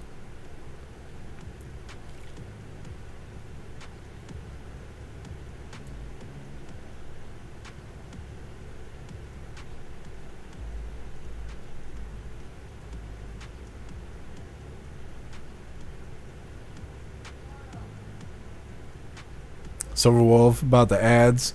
It's been a while since I've seen ads on Rumble. I have Brave browser. I think it blocks the ads.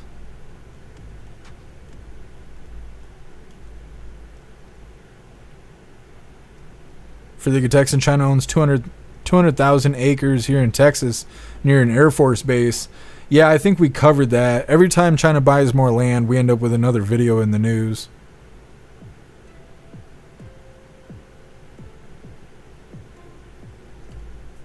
What's up, 50? Happy freedom. And that needs to stop. Let's see. That needs to stop. And people like Gates. Yeah, Gates is doing the same thing. A lot of wealthy people are buying out land and all of that, especially farmers who can't afford to move forward. There's I don't know if it's still going on, but for a while farmers were like investing all their money in crops and all of that, and then they'd get to the point where they need someone to sell the crops, and all their dealers, their distributors, couldn't afford it, or the stores that would sell their goods couldn't afford to purchase everything that they grew. So then their product is going bad, and they're in debt because they invested all that money with expectations to sell it off, and a lot of places aren't able to, and it's bankrupting farmers. And then these wealthy people come in and just buy their land, or they wait for their land to foreclose, and then they buy the land from the bank. I don't know. The cost of housing and property is too damn expensive. We're getting screwed over by rich people. Jeff asks, I wish RFK Jr. would use a voice changer like Darth Vader. I mean, could you imagine Darth Vader telling you about medical prices going down? It'd be all right. Agent O, heavy breathing and all. He probably would sound like Darth Vader. Or scarier. Wayward, got arthritis in your wrist and your elbow? A working guy.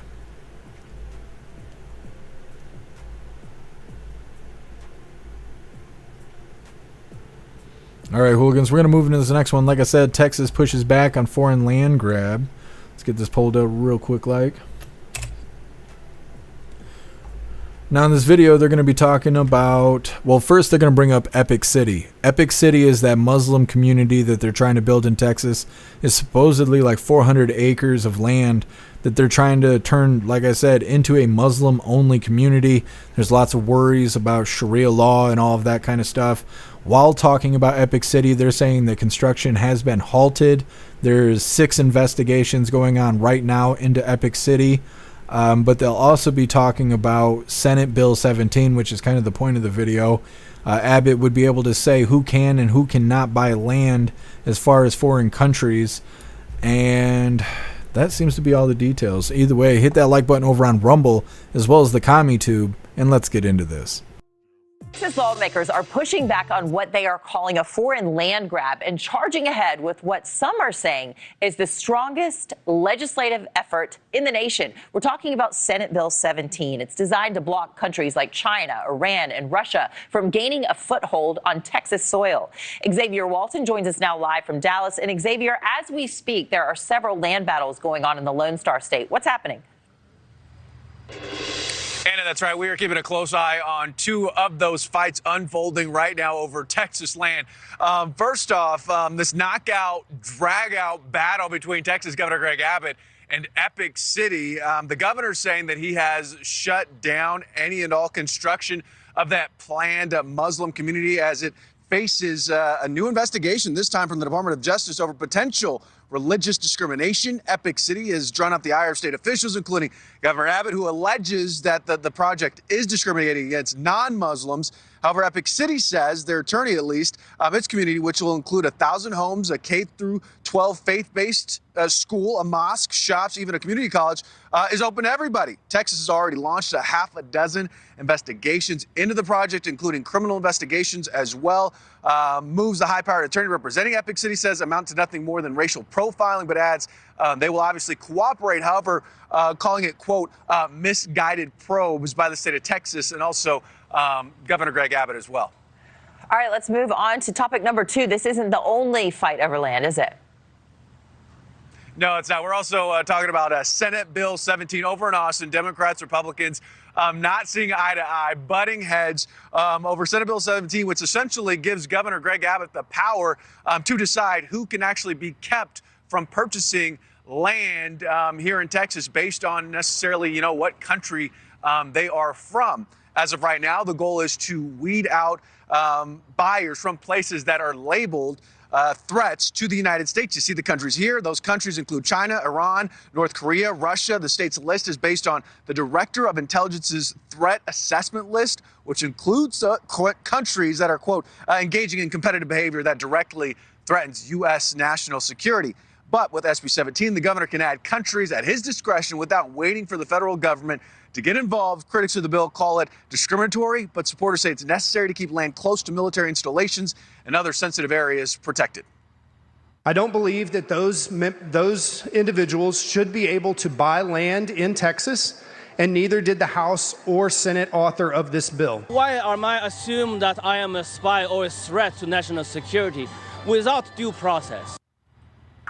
SB 17 back in the Senate. If it passes, going into effect September 1st.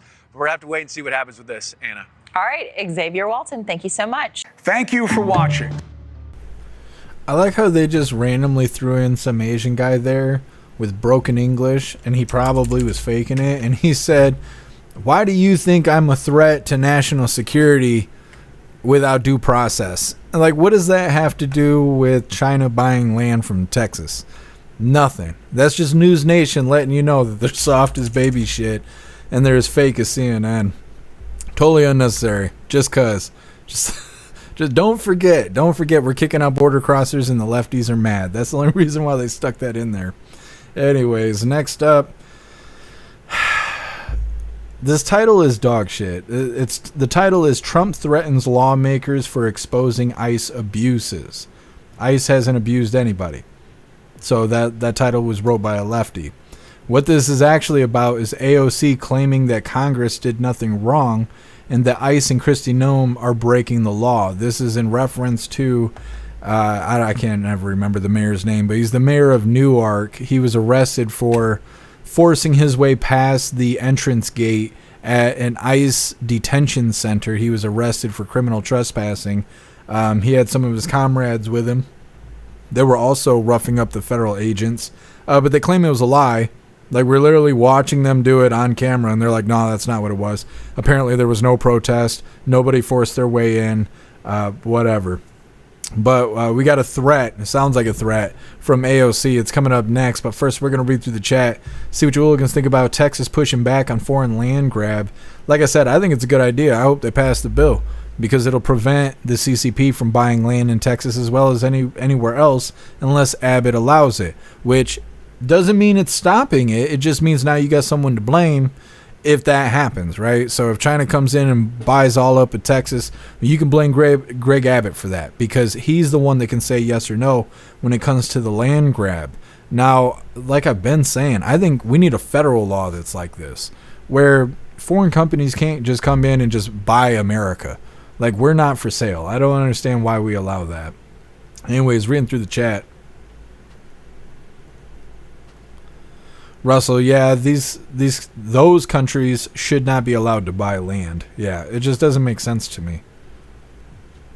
I feel like the only reason that foreign countries should be allowed to buy land is if they are building manufacturing plants here, right? Because that's the whole point of the tariffs. We want our cars to be completely built in America, things like that. Foreign countries, if they don't want to face the tariffs, they can build factories here. Where are they going to build the factories if they don't own land? They'll have to lease the land.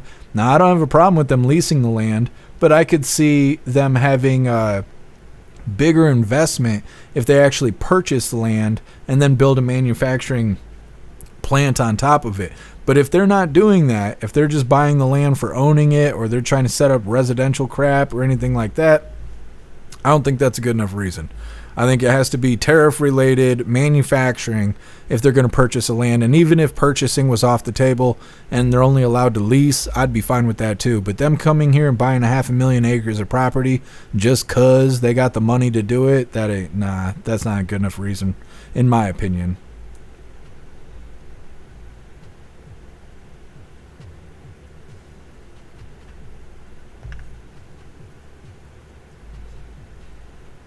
High toe, the due process is the new rally cry of 2025. Yeah.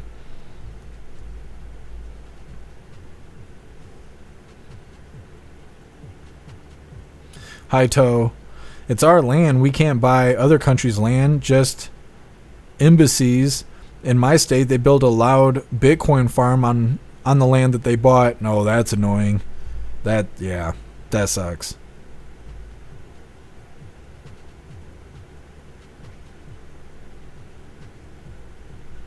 Status quo, News Nation, the most trusted name in propaganda. Yeah, there you go. Fixing their slogan for them.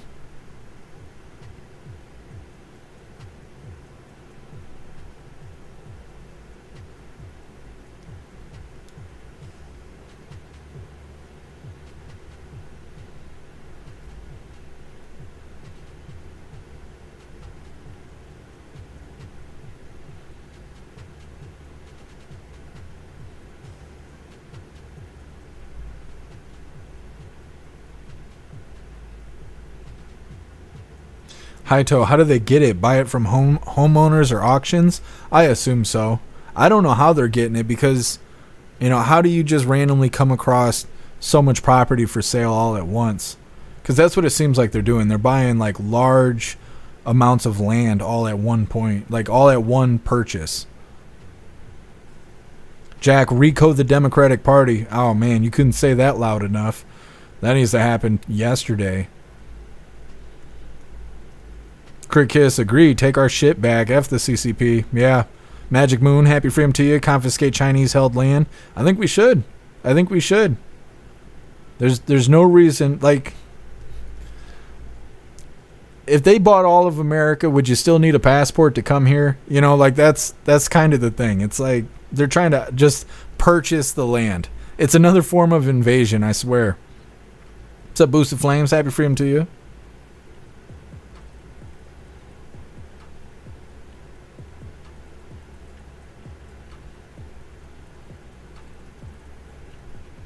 Jack, epic shithole. Yeah.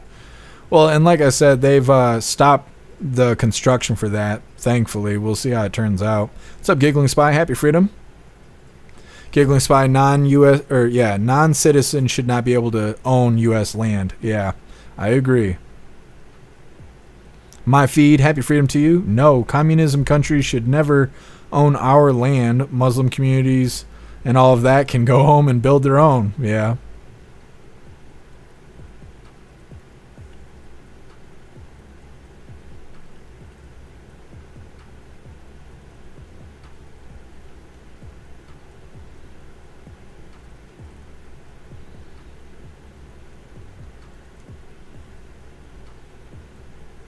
What's up, Jay Blazer? Happy freedom.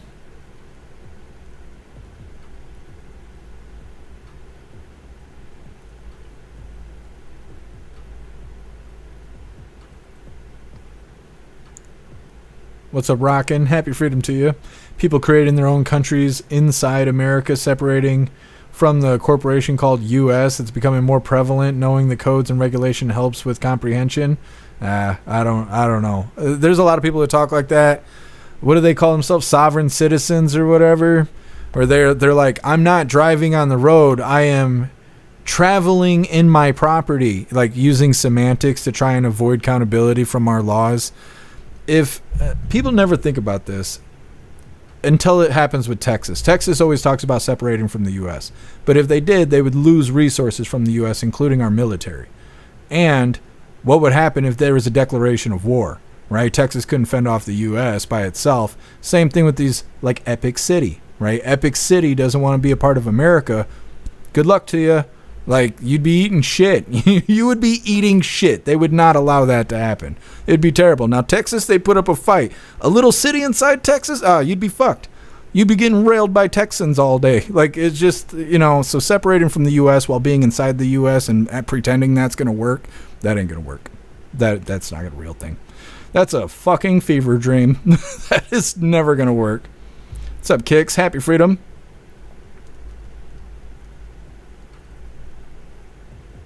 What's up, Xterra? Happy freedom to you.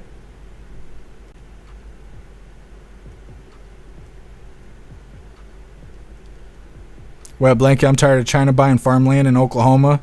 I didn't realize they were buying farmland out there, but yeah, they need to stop. Slenderella, citizens get due process, not non-citizens.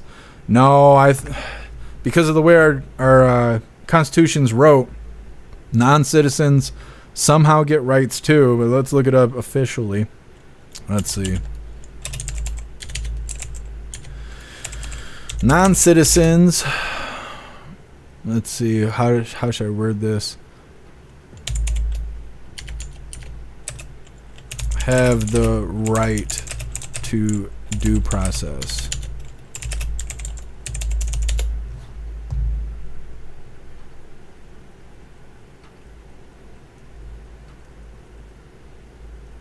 Non-citizens in the United States, including those that are undocumented, have the right to due process under the U.S. Constitution because of the way it's worded. I am not a fan of changing the Constitution in any kind of way, but it is nonsense that there's rights in our Constitution that is given to illegals, people who are illegally here just because they're here on the land. That's how it works. It's like every man in America or every man on our land, like it's wrote like that, which, like I said last time this came up, that means that we need to treat it like a huge privilege to allow people into the country, because just being here, even if they're not here legally, setting foot on American soil means that they are given rights automatically. And so if that's how it's going to work, we need to really protect the border, not just keep illegals out because they're dangerous, but because we're giving them rights that they don't deserve. They don't deserve these rights unless they become citizens. Now, we don't have control over that because of the way the Constitution is wrote. So that means that we need to be really selective on who we allow in the country, because they're going to be given some rights that aren't available to people outside of the country. And if it's that easy to get some rights, is you just got to stand on this soil, well, we need to take it serious when we let people inside the country and not just allow 25 million strangers to walk across the border. Of course, most of us didn't know this until this situation happened. A little Googling goes a long way, and now we know, but it's a sucky situation. And like I said, I'm not any kind of fan of changing the Constitution, but it does suck that because of the way it's worded, you don't have to be a citizen to have rights. Like, that doesn't make any kind of sense. But semantics, What's up, Bloopy? Happy Freedom. Status quo, a resident visa can be revoked at any time by the State Department, and they would still have rights. You could take all their status away. They could be just some unknown who walked across that invisible line. Just like that, they got rights because of the way the Constitution is wrote. Steve S., the Constitution was not written for non-Americans here illegally. When it was written, slaves and women had very few rights, so it had to be spelled out in a way we're covered. Yeah, they were not covered. Yeah, they covered not illegals. Yeah, but the way the blue team works and the way they love semantics, they love words more than their definition, which is why they're constantly changing definitions, like what a woman is and things like that. And so part of that, and part of allowing Democrats to have power, like being judges and stuff like that, well, they're playing the semantics game. And now if you set foot on our soil, here you go, baby, you get some new rights. And that doesn't make any sense. What's up, Mitchell? Happy Freedom.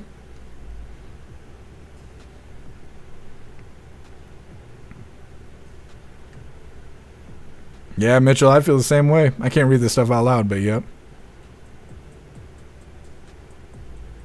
Slenderella, but the Constitution's for citizens. That's how I feel too. But the way these damn judges are doing things, it's the Democrats that are doing it. Everybody knows. Everybody knows. Kind of like the natural born citizenship or whatever. If you're born here, you're automatically an American. That didn't apply to illegals. It wasn't supposed to be illegals come here, shit out kids, and now all of a sudden we got more Americans. That's not how it was supposed to be. It was because of slavery and stuff like that. Their children will be born natural citizens here in America, right? Years and years, hundreds of years ago, and all of that or whatever. But what the Democrats do, they applied it to illegals. And here we are. So, I'm not arguing with you guys. I'm just saying, this is how they're using this, because 6 months ago, I would have thought the Constitution had nothing to do with illegals as well. But the more they keep talking about this, and the more that we see everybody playing ball while these activist judges stand up and stand in the way of the Trump agenda, this is why. This is why, is because they can play the semantics of the Constitution, and you can't deny the wording. We're denying the purpose of the wording, and they don't care about that. They care about the words. And so we're stuck playing semantics with the damn Democrats who don't know what a woman is, It's a shitty situation.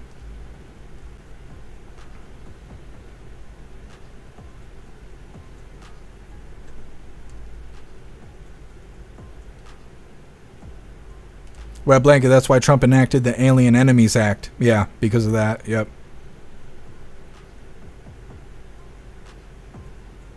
Peter, then they are also for arming illegals. Yes, we covered a story last year, the year before, where there was an illegal who was buying a firearm and then had it taken away, and then they were talking about giving it back because they have the right to bear arms.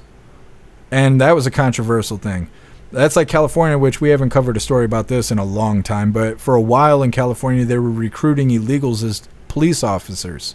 Police officers are able to purchase firearms just based on their job. So if they make an illegal an officer, that officer can now go and purchase a firearm, and that officer is enforcing laws that those fuckers broke just to come here. It don't make any sense, but they're playing a game of words.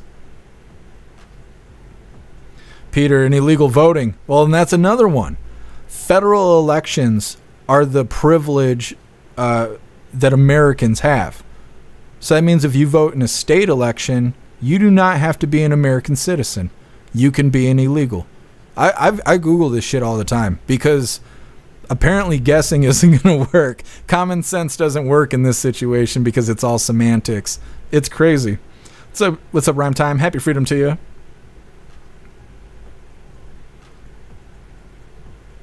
Blue P. Story on the news today says New Mexico just signed a bill into effect for non-citizen cops. Jesus loves us. Got bad people running these states. Guess you're illegal, you're a criminal, you can't own firearms under most red flag laws. Yep. Yeah, the red flag laws are rough too.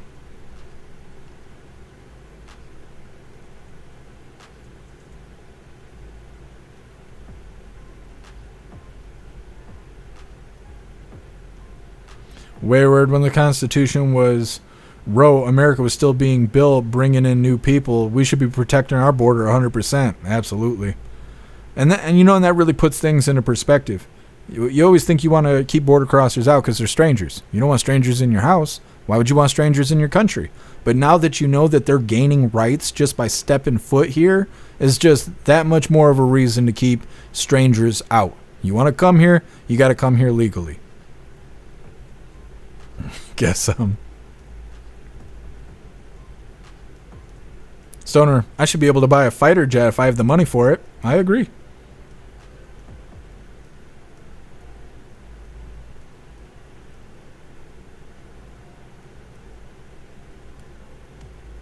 Magic Moon, under Chinese property law for foreigners, typically foreigners are limited to purchasing residential units rather than commercial properties or land use rights outright. Interesting. I wonder how they're doing it, or maybe it's based on state law. Haito, technically, Second Amendment has nothing restricting owners or buying nukes on a civilian level or citizen level. It's the government that went against shall make no law. Yeah. The government is constantly going against the law of the land. The law of the land is any law that goes against the Constitution is null and void. This is why the government doesn't want us to be able to read, write, and do math. This is why. This shit right here. Could kiss different categories for due process? Yeah.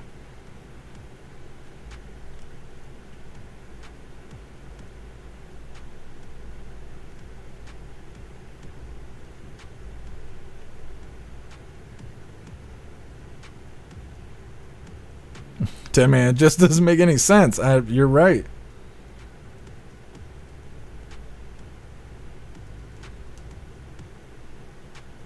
What's up, Banana? Happy freedom.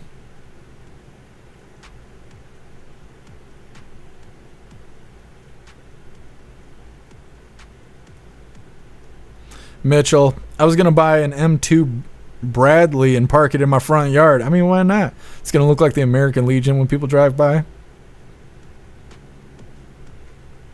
Tube Steak in San Francisco, they elected an illegal alien woman from China onto the board of supervisors. She gave her acceptance speech in Cantonese. I don't know how people just sit by and just let this stuff happen. That just doesn't make any sense. Wayward, our founding fathers were some real motherfuckers. You're not wrong, Wayward. That was the thing. Is like, if they really didn't like what was going on, you didn't know what was going to happen to you. If they wanted to shoot you in the face, they might just do that shit. And if someone came to arrest them, they might shoot them in the face too. The world was a different place back then. Now we're like, oh no, don't do that.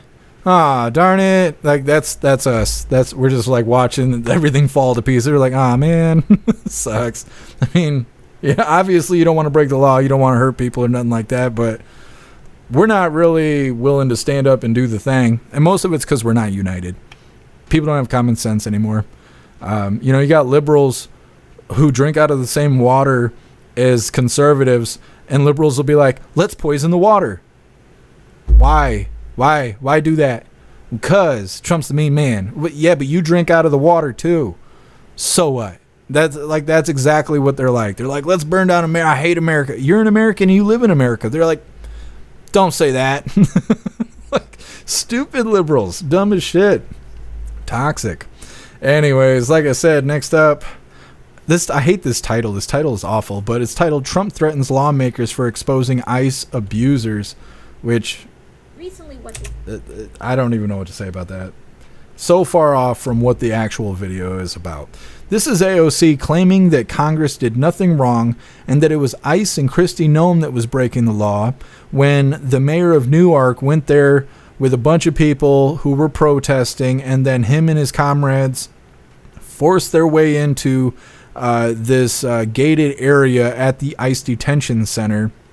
There is a due process, or not due process. There is a, I can't think. It's kind of due process. There's a way of showing up at the center.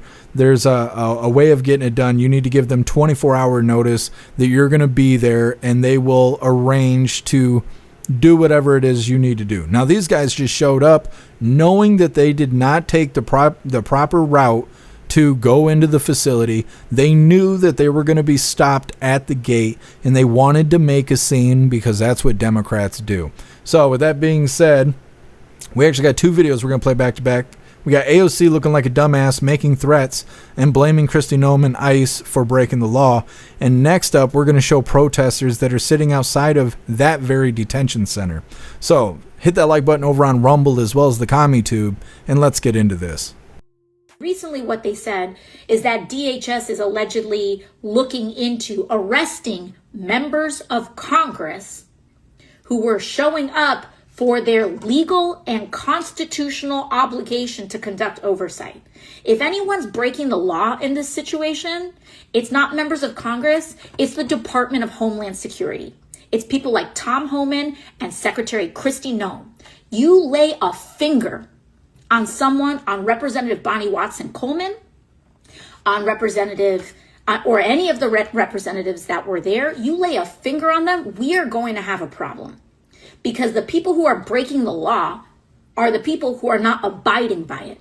And it is enshrined in the law that members of Congress who show up to ICE and CBP facilities are required to be granted access, legally required to be granted access. And they legally cannot be inhibited from accessing these facilities to conduct their constitutional obligation to investigate and conduct oversight. So if Kristi Noem wants to break the law, that's on her. But it sure as hell is not someone like Representative Robert Menendez that needs to be arrested.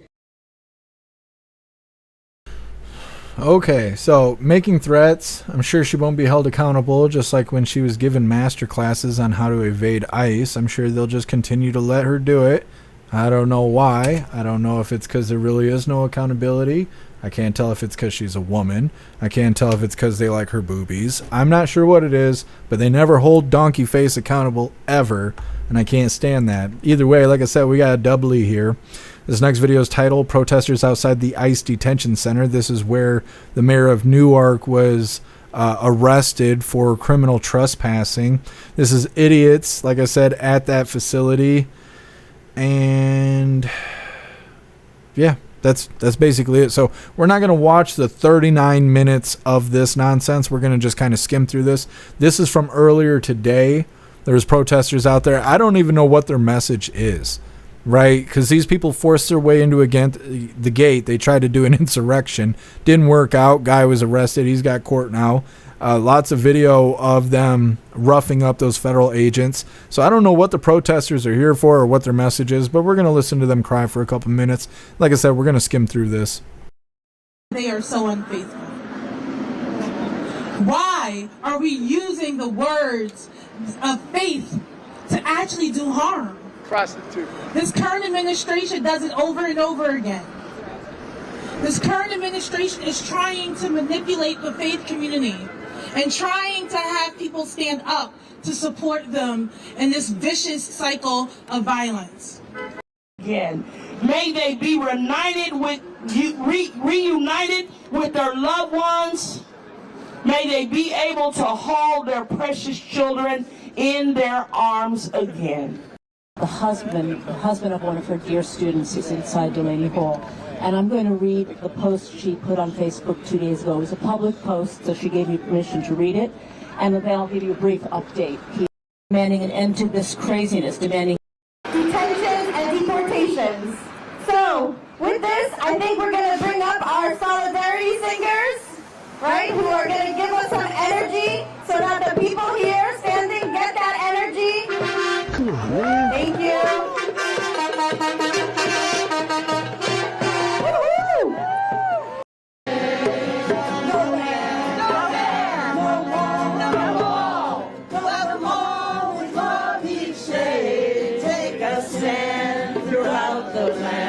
Make America great again. Give me your tire, give me your roar.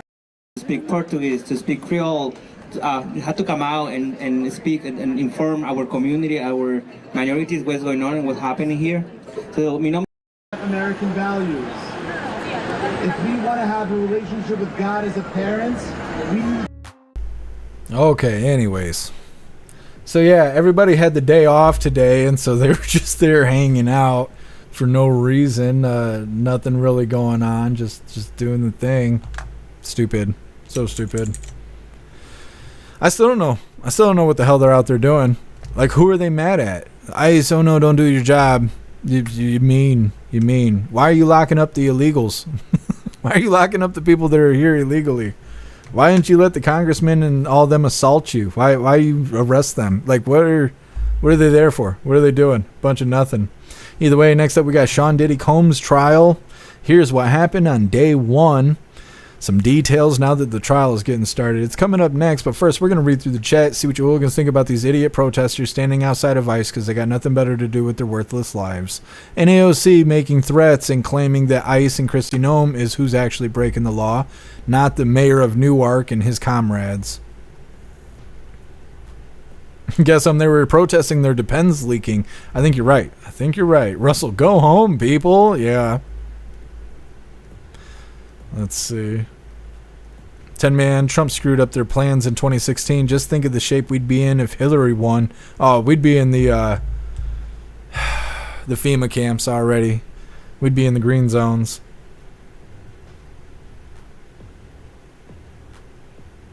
Russell, the Dems have no message except for Trump is bad. Yeah, that's all they got.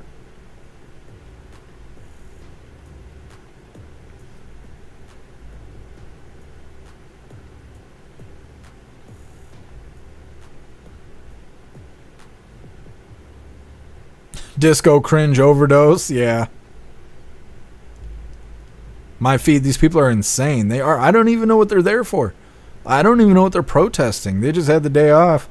They're going to wait their 24 hours for their tour. Craig Kiss, Trader Joe effed us in so many ways. Absolutely. It's crazy seeing how difficult it is to get rid of 25 million illegals that are here, that are not supposed to be here, but they all want due process and all this extra crap. It doesn't make any sense. Haito, are these people defending violent border crossers? Yeah, that is what it sounds like. I don't know how many there were. Probably 40 people, maybe 50.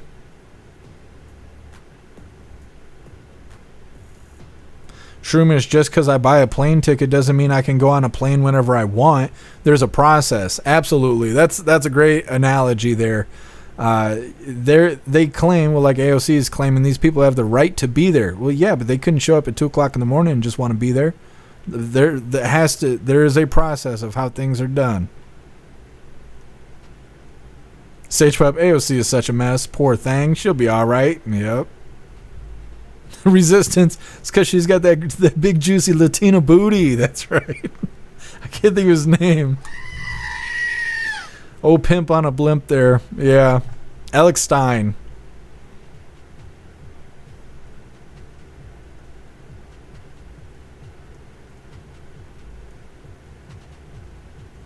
Haito.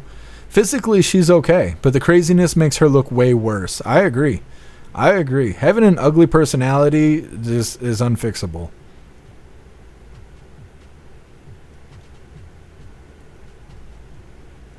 Disco, I doubt she could even make a real drink. I think you're right. She'd fuck up whiskey straight, you know? She's the kind of person who couldn't figure out how to pour you a beer.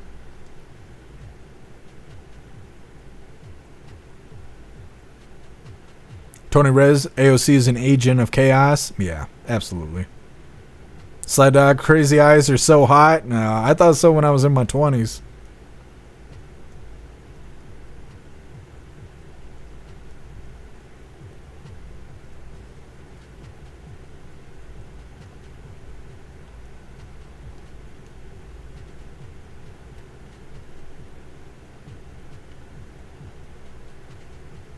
Plastic Quack, I can fix her. So good luck to you.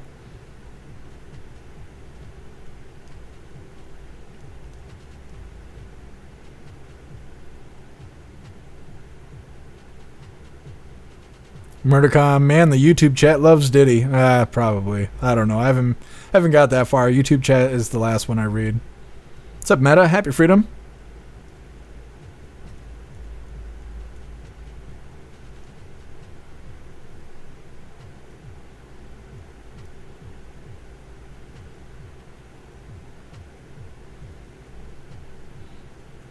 What's up, Tractor? Happy Freedom to you.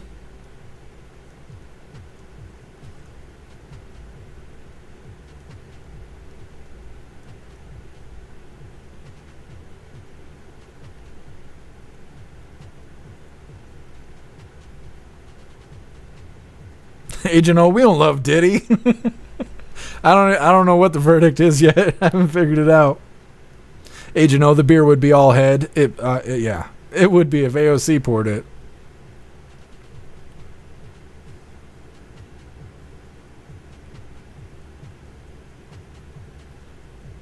Jim, Democrats are the party of all hate and no solutions. Yep. They prove it every day. Every time they open their face.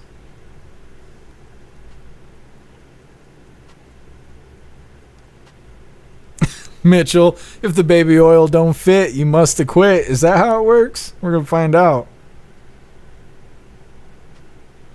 Peter, people of interest, see if they pop up in another protest hired by the DNC. Definitely could be. What's up, T-Lawton? Happy Freedom to you. What's up, Tomafia? Happy Freedom to you. What's up, Nobilis?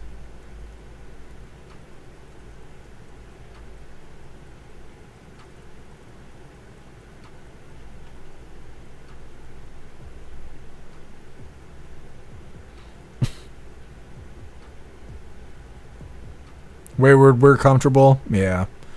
Yep, complacent.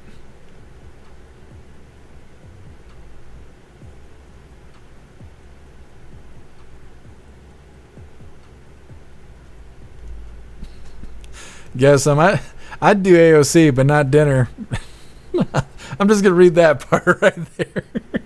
No dinner though. Yeah, that's definitely the kind of girl she is. Riding AOC is like riding a moped. It's all fun until your friends find out. Anyways, moving forward here, like I said, Shawn Diddy Combs trial.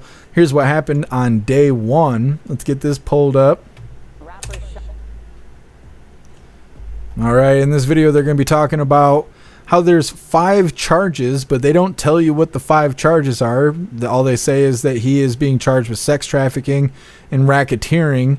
The first witness to take the stand is going to be a LAPD officer, and apparently they have 20 possible witnesses. Hit that like button over on Rumble as well as the CommuTube, and let's get into this. Shawn Combs accused of sex trafficking and racketeering. A jury of 8 men and 4 women were seated this morning and will now decide his fate. ABC's Olivia Rubin joins us live from federal court in Lower Manhattan as the first witness, an LAPD officer, takes the stand. Olivia.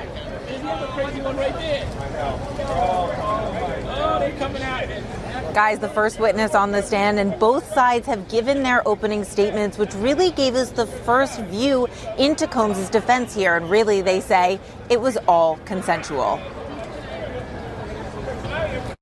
This morning, the trial beginning in a case that sent shockwaves throughout the music industry. Shawn Combs, known as Diddy or Puff Daddy, accused of running a criminal enterprise. If you use my approach, you can dock both. Prosecutors say for decades, the hip-hop mogul used his power to sexually, physically, and emotionally abuse women. They claim he, quote, coerced them into drug-fueled orgies or so-called freak-offs, threatening them into silence. Combs has pled not guilty to all 5 counts against him, including racketeering conspiracy and sex trafficking. An attorney for Combs seeming to preview his defense at a hearing last month, saying he was part of, quote, a lifestyle, call it swingers, that he thought was appropriate. Federal prosecutors say they have as many as 20 potential witnesses ready to testify, 3 of them expected to take the stand as soon as this week. One of the first 2, an escort.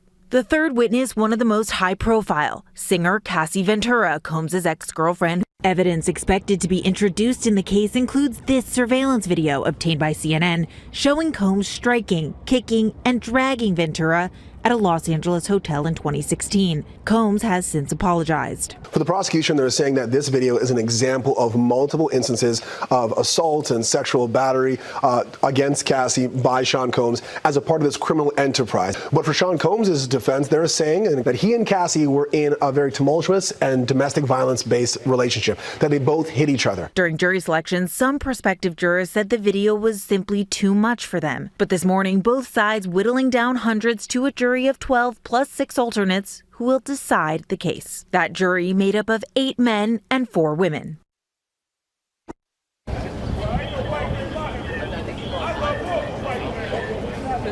Prosecutors have said they have as many as 20 witnesses who could take the stand in this trial. Cassie, that ex-girlfriend of Shawn Combs, expected as soon as this week.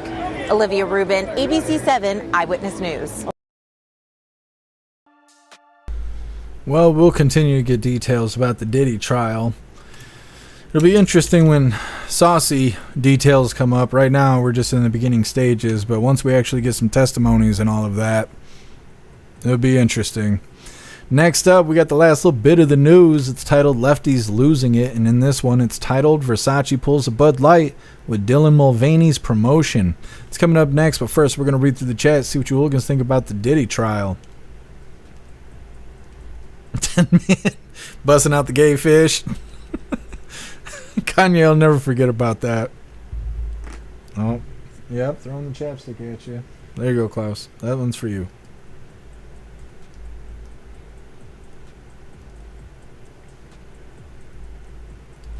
Magic Moon F everything. Yeah, it feels that way sometimes. Resistance, I feel 20 suicides coming up. We'll see how it goes. They're saying that Diddy's all gray-haired and stuff now. It'll be interesting to hear what these people say. Either it's going to be a whole bunch of nothing and they're going to claim he's innocent, or there's going to be some really crazy stories that come out and it's going to be kind of like the Johnny Depp trial, where it's just like every day you're just waiting to see what comes out. Sage Pop, so Diddy's the sleazy ghetto Epstein? Yeah. Well, there's a lot of them. It's not just Diddy. Almost all the old record labels are doing the same crap that Diddy's doing. It's just they haven't come up yet. And who knows if they will. That's the thing, is the Diddy trial is going to really shine some light on how they deal with these cases. Because there's a lot of other producers and CEOs of record companies that I'd like to list that you could go Google and watch them kiss 16-year-olds and stuff like that. Like it's right there in broad daylight, but they act like it's okay because these are celebrities. Not just like the producers and stuff, but the people they're with are children, right? So you guys remember when Lil Bow Wow came out? He was like 9, right? Lil Wayne was like 8 when he got signed to a record deal, right? Billie Eilish, who everybody's heard her stupid music, right? She was a minor. Pretty much think of every famous minor you've ever met has probably been sexually assaulted or manipulated in some fashion or form, and almost all of them are involved in human trafficking. But you don't realize it because they sing and dance for us on stage. So it just seems like everything's great, but that's not the case. When they're a child star, one of the first things that happen is they get emancipated. They have their family sign off rights on them, usually for a big check. And now the manager has rights over what happens in this child's life, right? So the manager owns this child. So they can make them dress and talk and sing and dance however they want to, because they have guardianship over these young artists, right? Britney Spears was a minor when she became a celebrity. And that's what it's open human trafficking right in front of us. And we call it the entertainment industry. We spend big bucks to watch the slaves sing and dance on stage. And they have such bad Stockholm syndrome, they don't even realize it. They're supposedly enjoying being a superstar even though they don't have access to their own money. They can't drive their own cars. They only get to do what they're allowed to do. And their day is scheduled for them. They don't have a choice. They are the toy. And everybody can't wait to see them. And it's disgusting, but most people don't see it that way.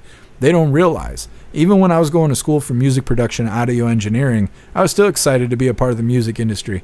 But once I started working with people, I realized that it's slimy. It's a bunch of scam artists and stuff. And like I said, the youngest people you see singing and dancing, they're actually involved in human trafficking. They just don't talk about it like that. Because the only people that really know is management.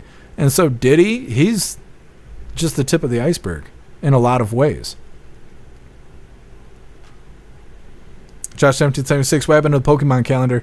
We just did the hot sauce one first because it has perishables in it. But the Pokemon one is coming up next. Guess some sounds like marriage? Yeah, that's a different kind of human trafficking.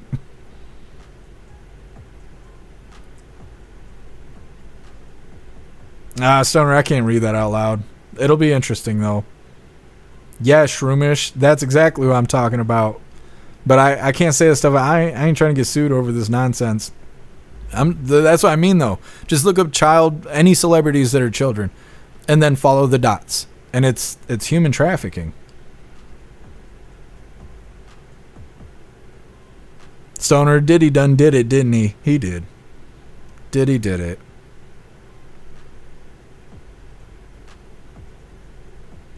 Ghostly, Diddy is the Make-A-Wish, the Make-A-Wish Epstein. He was serving Hollywood, not the Prince of England. Yeah. Bill Clay, do you think Diddy had something to do with Tupac's murder? Yeah, I do, but I don't know for sure, but I think he did.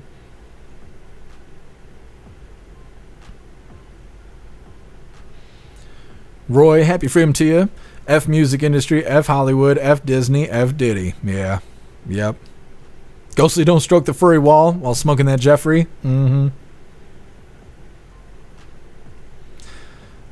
Satan's Mechanic. AOC reminds me of the crazy chick in school who ate crayons and glue. She probably did. She was hiding glue sticks and you had to try and guess where. Tony Rez, Mark Wahlberg was a minor when he was in New Kids on the Block. I didn't realize that.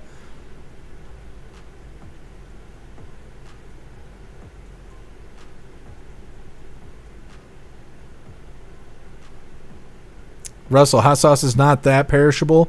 Well, I know it's not going to expire quickly, but it's more of a perishable than Pokemon cards. What's up, Daywalker? Happy freedom to you.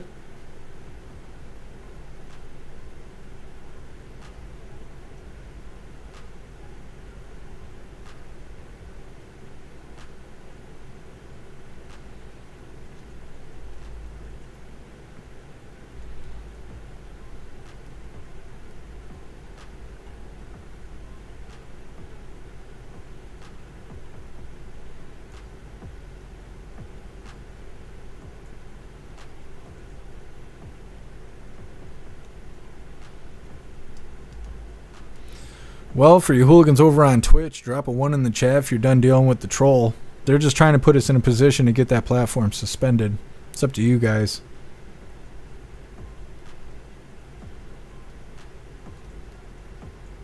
Jim, is Cheeky Chops a troll? No, Cheeky Chops is here every day. He likes to have fun. He's not really a troll. If he bothers you, just block him. Don't worry about it. He's here every day, though. I'm not kicking out Cheeky Chops.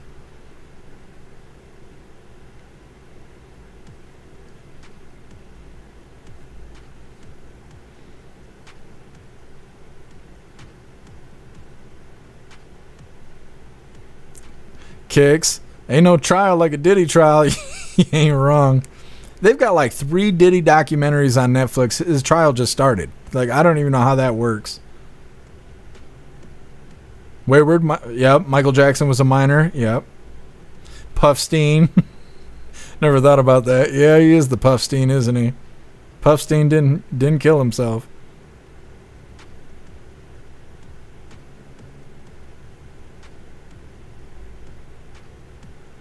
Shroomish, I wonder if Dre turned out Eminem. Could be. Yeah. I wonder about that stuff too. Look at Eminem. He was up there. Eminem used to be anti-establishment. It didn't matter what you were. It didn't matter if you were Republican or Democrat or any of that. He was anti-establishment. And next thing you know, he's on stage with Hyena Harris. Like, that doesn't make any sense. They must got his number too.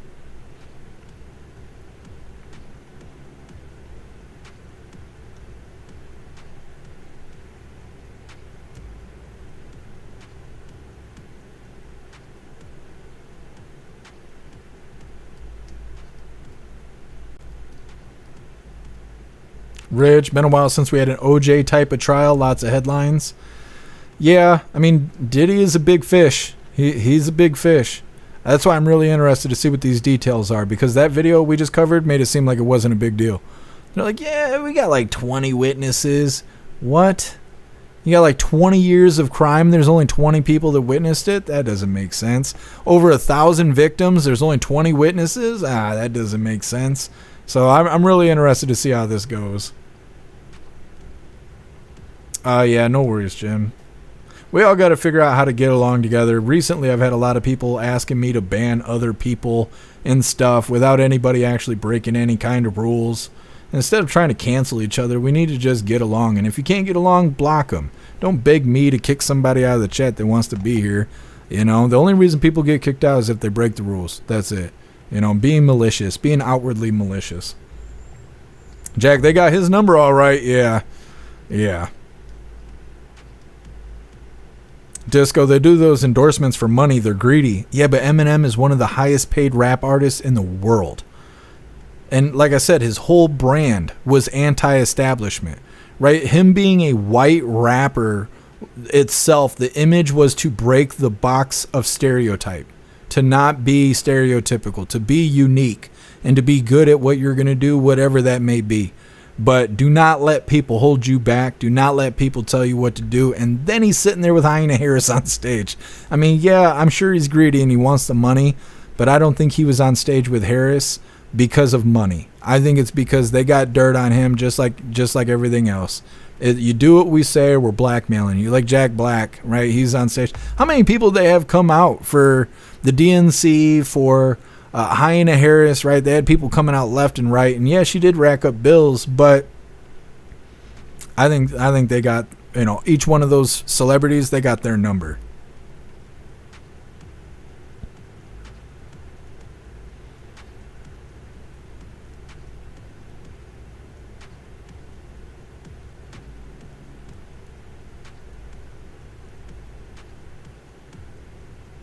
Murdercom, Eminem said in 2016 doesn't want you a fan if you voted for Trump.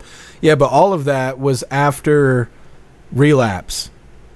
Eminem disappeared for 4 years and came back with the Relapse stuff, and that's what everybody said, he was cloned and all of that. And then all of a sudden he was a different person. I don't know about the whole cloning thing, but it really isn't that far-fetched to think somebody got plastic surgery and they're coming back pretending to be some other celebrity that's elusive that you don't actually know personally. They did the same thing with Gucci Mane. They've done it with a lot of different people. I don't know. It's just, that's the thing about celebrities. They're puppets.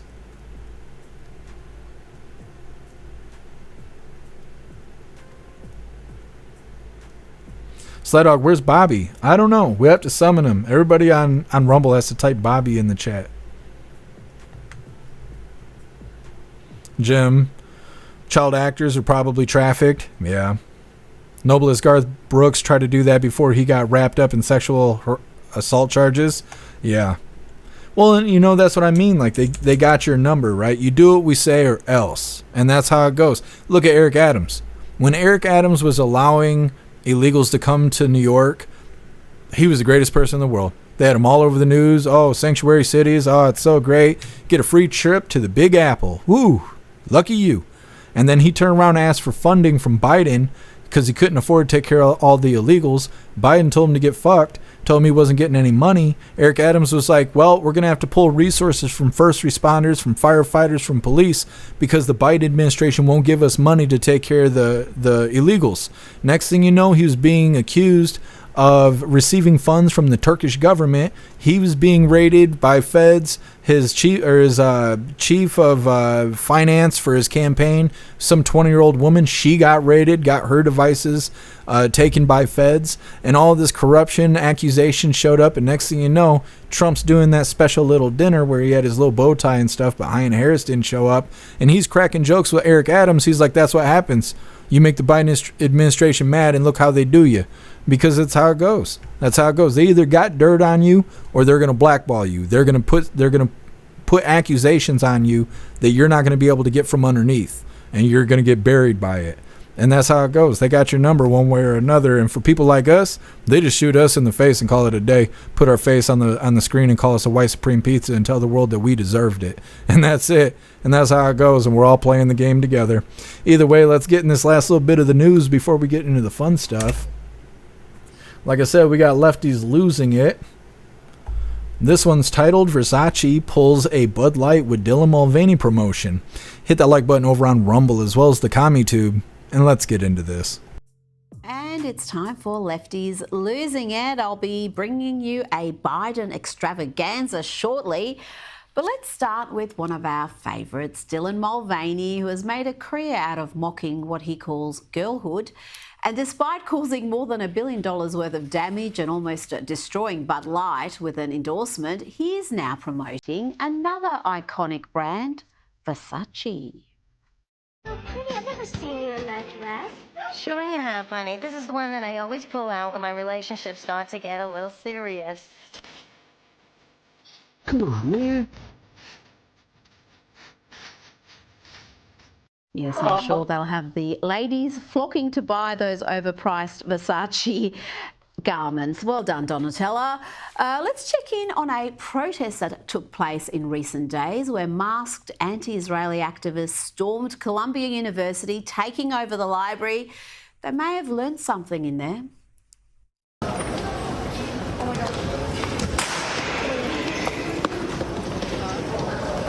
Well, they weren't interested in sticking around in the library. Too much knowledge there. It wasn't long before they were trying to escape with shouts of, "Let us out, let them out." But security wanted to see ID before allowing the protesters to leave.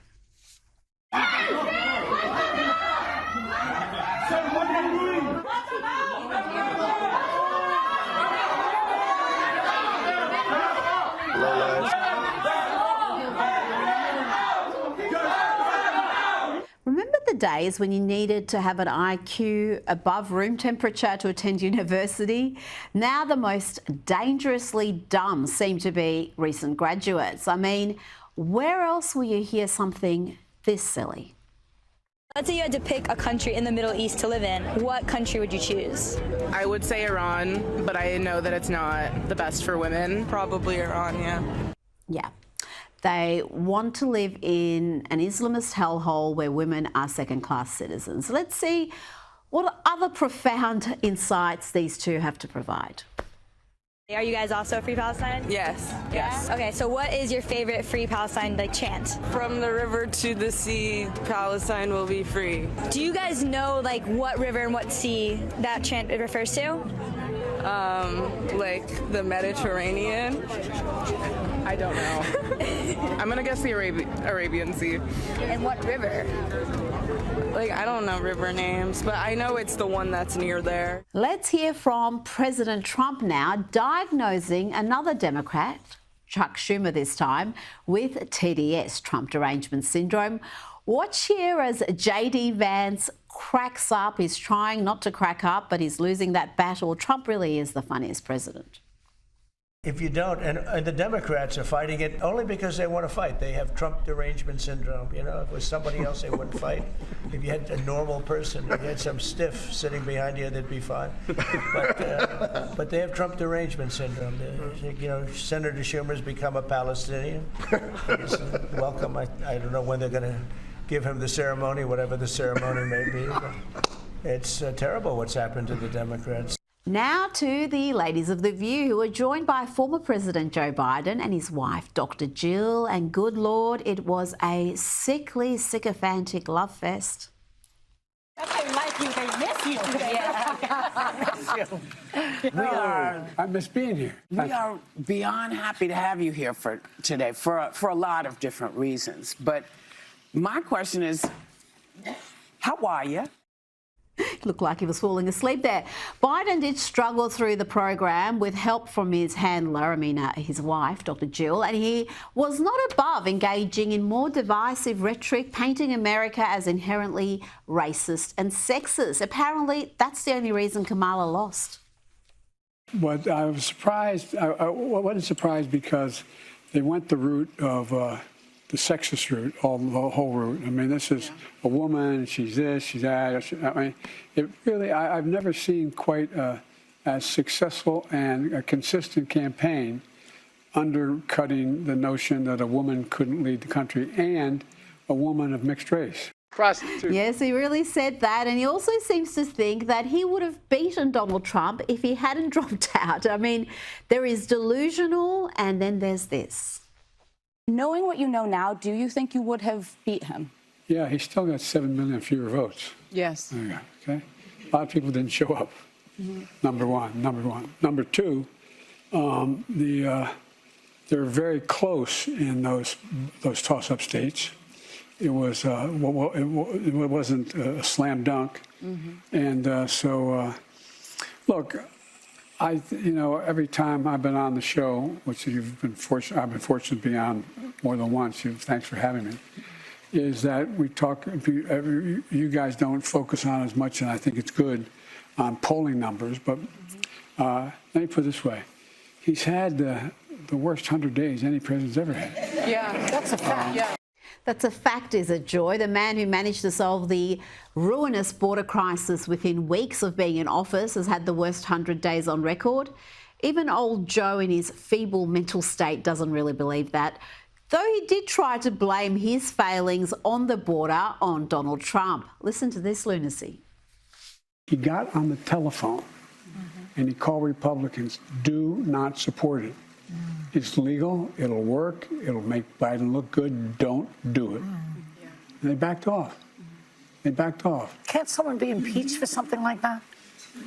Well, Impeached, that's a new and imaginative reason to impeach Trump for things Biden failed to do. As Donald Trump showed, you didn't need the flawed border bill to fix the border. You just needed a president who knew what he was doing. Unlike this dude, listen to this incomprehensible gibberish. The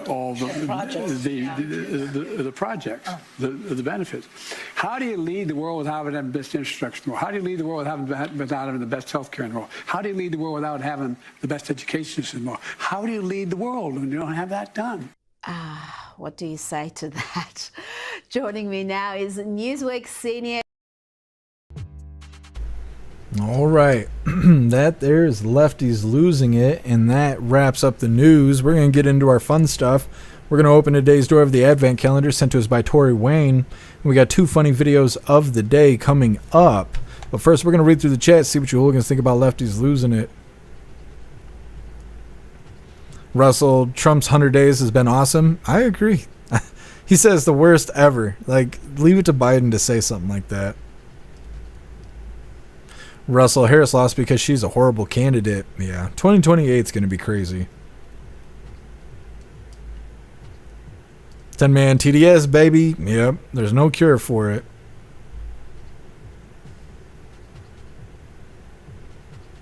Josh 1776. Funny how they don't like people blocking them from traveling freely. Yeah, protesters. One-sided.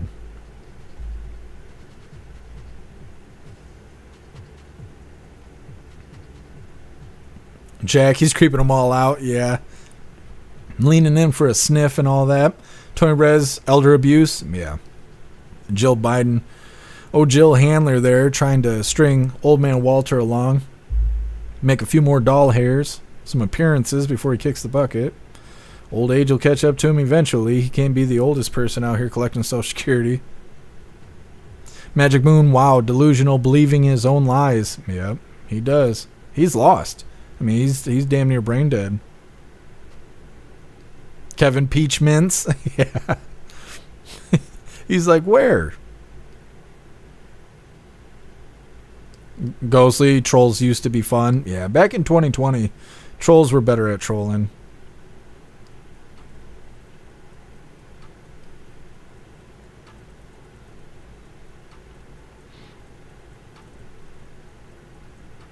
Jack the Spew. It is the Spew. I can't believe it's still going on TV. I don't know who actually watches The View. I've never met anybody who's like, yeah, I was watching The View the other day. I've never heard anybody actually say that.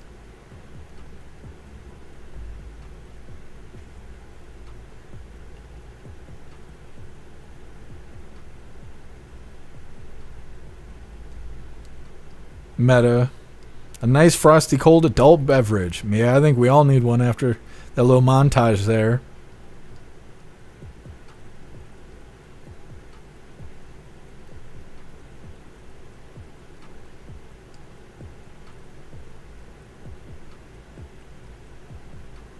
What's up, Godzilla? Happy Freedom to you. No, they don't watch. They get clips and share it with all their friends on Facebook. Yeah, that makes sense. Godzilla, what was that round mark on Joe's left hand? He have stigmata? No, he had a Band-Aid. That's what it was. It was a Band-Aid, like the circle one's got a little square bandage in the middle. I don't know if he's getting a wart removed off his hand or what it was, but I noticed that too. H&O, unburdened by what has been. Come on, computer. The computer did an update right after I had reset the live earlier, and now it keeps popping up a reminder.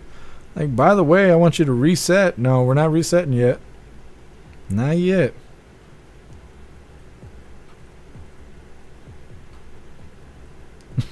Simply Witchy, I'd want to unalive myself if I had to watch The View, nasty, disgusting women. Yeah, I wouldn't want to. I couldn't do it either. I try not to give any attention to anything that I can't stand. I mean, that sounds like common sense, but there's a lot of people who can't do that. They will come across a clip or a video of something they don't like and watch the whole damn thing and just let that ruin their day. It don't make any sense. That's like blocking people. That, you know, people would rather sit in the chat and deal with somebody that's going to ruin their day than just block them and forget that they exist. I don't like being miserable. The whole reason to be alive is to be happy. That's the wealthiest you'll ever be before you die, is being happy. So I don't know. I don't like to watch miserable women, especially if it's going to make me miserable. There's no way I'd ever watch The View. Just nah. Either way, like I said, we're going to get into the fun stuff. We're going to be opening today's door of the Advent Calendar sent to us by Tori Wayne. And like I said, we got two funny videos of the day. First one's titled, Baby Trump Says Americans Are Getting Lazy. And our official funny video of the day is Baby Joe Rogan versus Baby Theo Von. The baby videos are popular right now. So, you know, we just ended up with two of them. Either way, before we get into this, I want to remind you hooligans really quick. If you would like to support the live to keep us running, you're welcome to use the links in the description in order to send donations. You could do that by using PayPal, Cash App, Stripe, Zelle, Venmo, Locals, Buy Me a Coffee. You can even send crypto. Let's get into this. So if you weren't here Saturday, you missed it. We got a brand new Advent Calendar and we got the chili hot sauce. We opened the first one up and we did a taste test and it was muy caliente. Now I don't know if we're going to do that today. We'll see, but today is day 2. I didn't run you over, did I, buddy? Here, let's do some proof of life. Ugh. Ever show you guys my pig cat? Yeah, he's a big old pig cat here. Yeah. Oh, come on, big beefy. Oh, stout. Yes, nice and stout. Say hello, Klaus. Oh, yes. Oh, big beefy. Yes. Look at this big old buffalo cat. It's 20-pounder flounder here. The only move he knows is big flop. Yes. Yes. All right, well, have a seat. Have a seat. Let's see what we get. Yeah, get that booty up there. All right, anyways. Door 2. Let's see what we get. The perforations are nice and crispy in this. Bam. Look at that. Easy peasy. Let's see what we got today. Chipotle pepper sauce. Ooh, look at that. It's all dark and scary looking. Look at that. I bet it's good stuff. Either way, thank you so much, Tori Wayne. We're not going to taste test it right this second. Like I said, I haven't been feeling good all day today. I don't want to die from hot sauce right yet. But when I do taste it, I will let you guys know. We're going to get in. Is that sexy talk? Anyways, we're going to get into our funny videos. Let's get this first one pulled up. When I taste it, I'm going to let you know. You like that? I like that. 1-900 Hooligan. Anyways, like I said, this is our first funny video of the day. This is titled, Baby Trump Says Americans Are Getting Lazy. Americans are getting lazy. Too many holidays. Too much Netflix. Not enough work. You wonder why the country's slipping? Because half the nation thinks self-care means staying home on government checks. When I was in charge, we worked. We won. Now it's Mental Health Monday, Taco Tuesday, and no one shows up on Friday. You want America to be great again? Try showing up 5 days in a row. Baby Trump was right. All right, getting into our official funny video of the day. Like I said, we got another baby video because they're popular right now. Come on now, do that. Hold up a second. Hold up there, baby Joe Rogan. Okay. Like I said, this is our official funny video of the day. This is baby Joe Rogan versus baby Theo Von. Guys generally carry more shit than women do, right? I guess not. Women carry makeup and stuff. And guys have their nuts too, which is in a little bag, kind of. You know what I'm saying? Good point. So it's almost like your dick has like a little purse. But I never thought about it like that. Your wiener's got a little purse. Well, dang. What if it's a big purse? Anyways. That is all the coffee I had for you hooligans today. I'm going to grab this Linktree link really quick. I almost forgot what I was saying. Really quick like. We're going to drop it in all the chats. We're going to read through. We got the Pledge of Allegiance coming up next. Kick you right in your little purse. Yeah. Hell yeah. I'm telling you, if you're married and you refer to your nutsack as a little purse, you're going to get divorced. That's how that's going to work. Holy. Anyways, there's a Linktree link where all of my links are listed. So if you'd like to make donations, join membership programs, or purchase any merch, would really appreciate it. All of your guys' contributions keep us running every day except for Sunday, because we got to have a day to recharge those batteries. Definitely go join Discord. Discord is our free hooligan community. It's the best way to be notified every single time we go live. The hooligans are there keeping the conversation going 24/7, and we have 2 news boards to keep you up to date with everything going on around the world. So definitely go join Discord. If you're feeling real saucy, go join jeffmaclive.com. Over on the website, we now have a free membership that will give you access to your profile, your timeline, and all the forums. But if you get a paid membership, you'll be able to join us in the live chat that has more ability than any other platform. You can post memes and GIFs and custom emojis and links and all kinds of stuff right there while watching the live. You will also have access to Hooligans Alley, which is our private social media area. You'll have access to the forums, the arcade, and our advanced messaging system with the built-in group chats. So definitely go get yourself a membership for jeffmaclive.com. It's the home of the hooligans. Like I said, we're going to read through and we get the Pledge of Allegiance coming up next, and then we're wrapping her up. Russell, it's a fun bag. I mean, I guess. Guess my purse was removed at birth. You're just all wiener, son.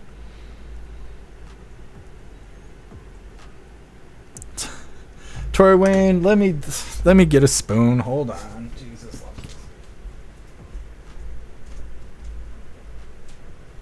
Let's get a spoon.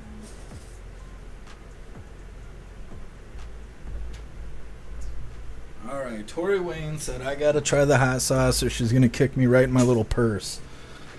Let's see if we can open this one, because I had a hell of a time opening the first one on Saturday. They put these little covers on it like it's wine. It's that fancy. Oh look, this one didn't fight me like the last one. Okay, maybe this is the one. Or maybe it's fooling me and it's gonna fight me now. Let me see, we're gonna cause a mess here. Come on now. That's methed up. There we go. Pop a hole. Alright. Let's get a little spoonful here. Do. Just dab a little bit. I can smell it. It smells spicy. This is Chipotle pepper sauce. I don't know if you hooligans can see it. Hardly. Let's see if I can. There you go. Got a spoonful here. Cheers, hooligans.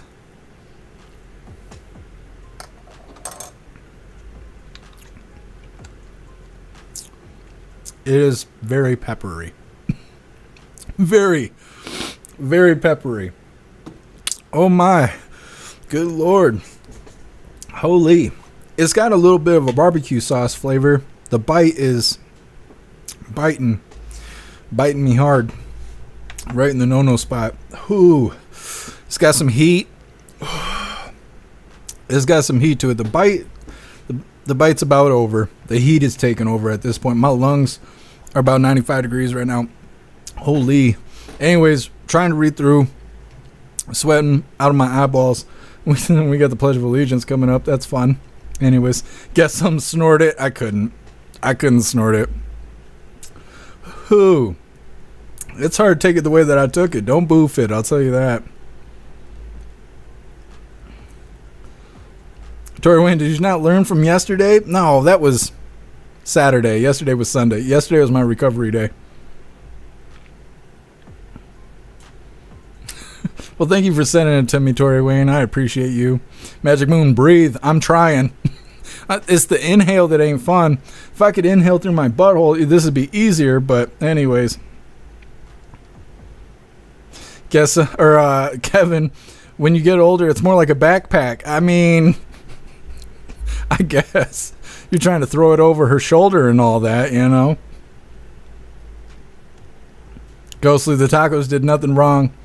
Oh, yeah, Taco Tuesday is a holy time. Yeah, Ghostly, I'm on the same page. I don't know why President Trump hates Taco Tuesday, but I don't know. I didn't vote for that. Holy, I'm talking like I got Down syndrome. It's burning me. It's right in my throat, kid. I can't even say it. The little man in the pink canoe, you got one in the back of your throat. Mine's screaming out for help right now. Russell, only sissies don't snort it. Full-blown sissy. Get me a card. I'm certified. Kevin, now you gotta try Buckley's mixture. Yeah, well, you send me some, I'll try it. If my taste buds still... I can't talk. I can't talk. I got some Olipop. You guys know about Olipop? It's pop with probiotics in it. I don't know if it's good for you, but it's got probiotics. Oh, that didn't help. Oh, that didn't help at all. That brought back the bite. It's not good. It's not good. Meta would be all right. I actually am a big fan of hot sauce. I'm kind of a hot sauce connoisseur of sorts. Hey, I appreciate you, Tractor. Thanks for dropping in with us. Like I said, we're live every day except for Sundays, so definitely consider sticking with us. We'll be covering the spiciness this summer. When we started live streaming, it was because we were covering the George Floyd riots. Now we cover the news until the riots come back.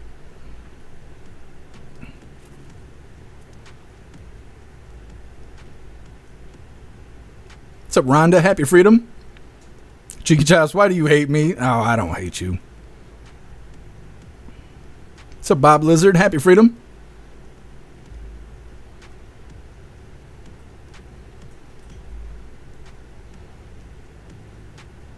Wayward, you like Chipotle hot sauce? It's not bad. This one's got a little bit of a barbecue flavor. Wayward, have you ever done the one chip challenge? No. I've wanted to, but I've never seen them sold anywhere. They had competition hot chips or something like that at Wesco at one point, and I bought a bag, and they were nothing. My stomach didn't like it, but they weren't that damn hot. I watched Hair Juicer and Wad eat that Buldak or whatever, ramen noodles, like spicy ramen noodles, and I was going to get some of them, but they don't sell them at Walmart. They only got level 1 at Walmart, but you got to order level 2 or level 3, so we'll see about that. Not that I want to eat noodles in front of you guys, but kind of a fan of hot stuff. Some hot stuff. I don't want to die from it, like the bomb hot sauce and stuff like that. I've never tried that stuff. I don't want to be hurt. I like hot sauce that has purpose other than annihilating your colon. Anyways, moving forward here, that's enough colon talk out of you guys. It's that time once again, hooligans. Please join me for the Pledge of Allegiance. This is going to be a struggle. I pledge allegiance to the flag of the United States of America and to the republic for which it stands, one nation, under God, indivisible, with liberty and justice for all. Yeah, that was a little bit of a struggle. Either way, we're going to read through one last time just to make sure no hooligans are left behind. But we are wrapping this up. We'll be live again tomorrow, 3 p.m. Eastern Time, for the very next Coffee with Hooligans. Hey, thanks for being here, guess 10 man, your guts are going to fall out your ass. That's why I'm sitting down. Trying to prevent that from happening. That's right, Nana. Play ball. Resistance, hell no. That Boldak shit is way too damn hot for me. Is it really that hot? I watched Hair Juicer and Wad during our voice chat a couple weeks ago. They had like level 2 Boldak or whatever it is. And, well, Hair Juicer, he was having a little bit of a hard time. Wad made it seem like it was no big deal. He just put it down. Hair Juicer, you had to take a little break. But I didn't realize it was like that hot. Thanks for being here, Bill Clay. Enjoy the rest of your day. Thank you, Tony Rez. Ghostly, hot sauce is just like a paycheck. It's fun going in, but it hurts coming out. Yeah, that's true.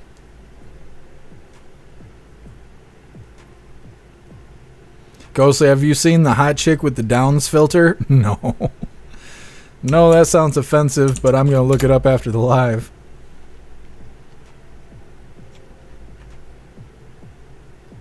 Nana, you must have enjoyed that bat sauce. Yep.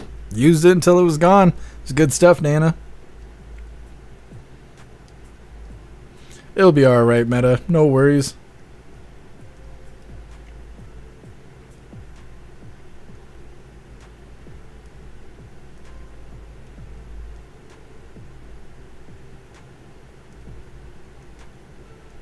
Happy freedom to you, Palukster. I've been trying to say that this whole live, and I keep getting sidetracked here.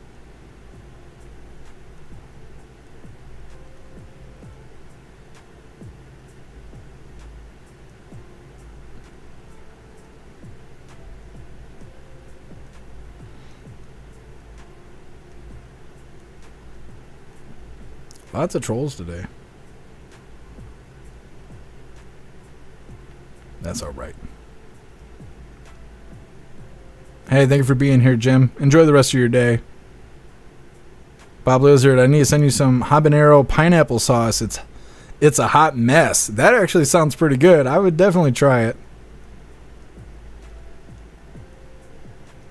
What's up, Alex King? Happy freedom to you. Wayward, I ate a ghost pepper extract once. Nope. Yeah. I think I got ghost pepper sauce that Wad had got me, and you only need a little dab of that. You don't need a whole spoonful. Wayward, you put that shit on everything? Not the ghost pepper. It's too much. Hey, thanks for being here, Matt Rogers. You too, Magic Moon. Thank you for being here.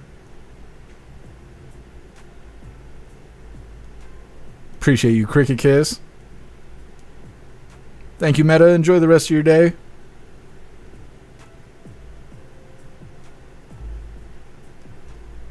Have a good evening, Magic Moon. Appreciate you. All right, hooligans. I think we're good to go. Like I said, we are going to be live again tomorrow, 3 p.m. Eastern Time for the very next Coffee with Hooligans. I appreciate all of you guys being here and covering the news with me, having some laughs, and trying some new hot sauce. I really appreciate all of you guys, and hopefully I see you guys tomorrow, 3 p.m. Eastern Time. Make your way back to us. Huge shout out to everyone that made donations, joined the membership programs, or purchased any merch. I really appreciate all of you guys, and I wouldn't be able to do any of this if it wasn't for you. So thank you so much for all your support, and I'll see you on the next live.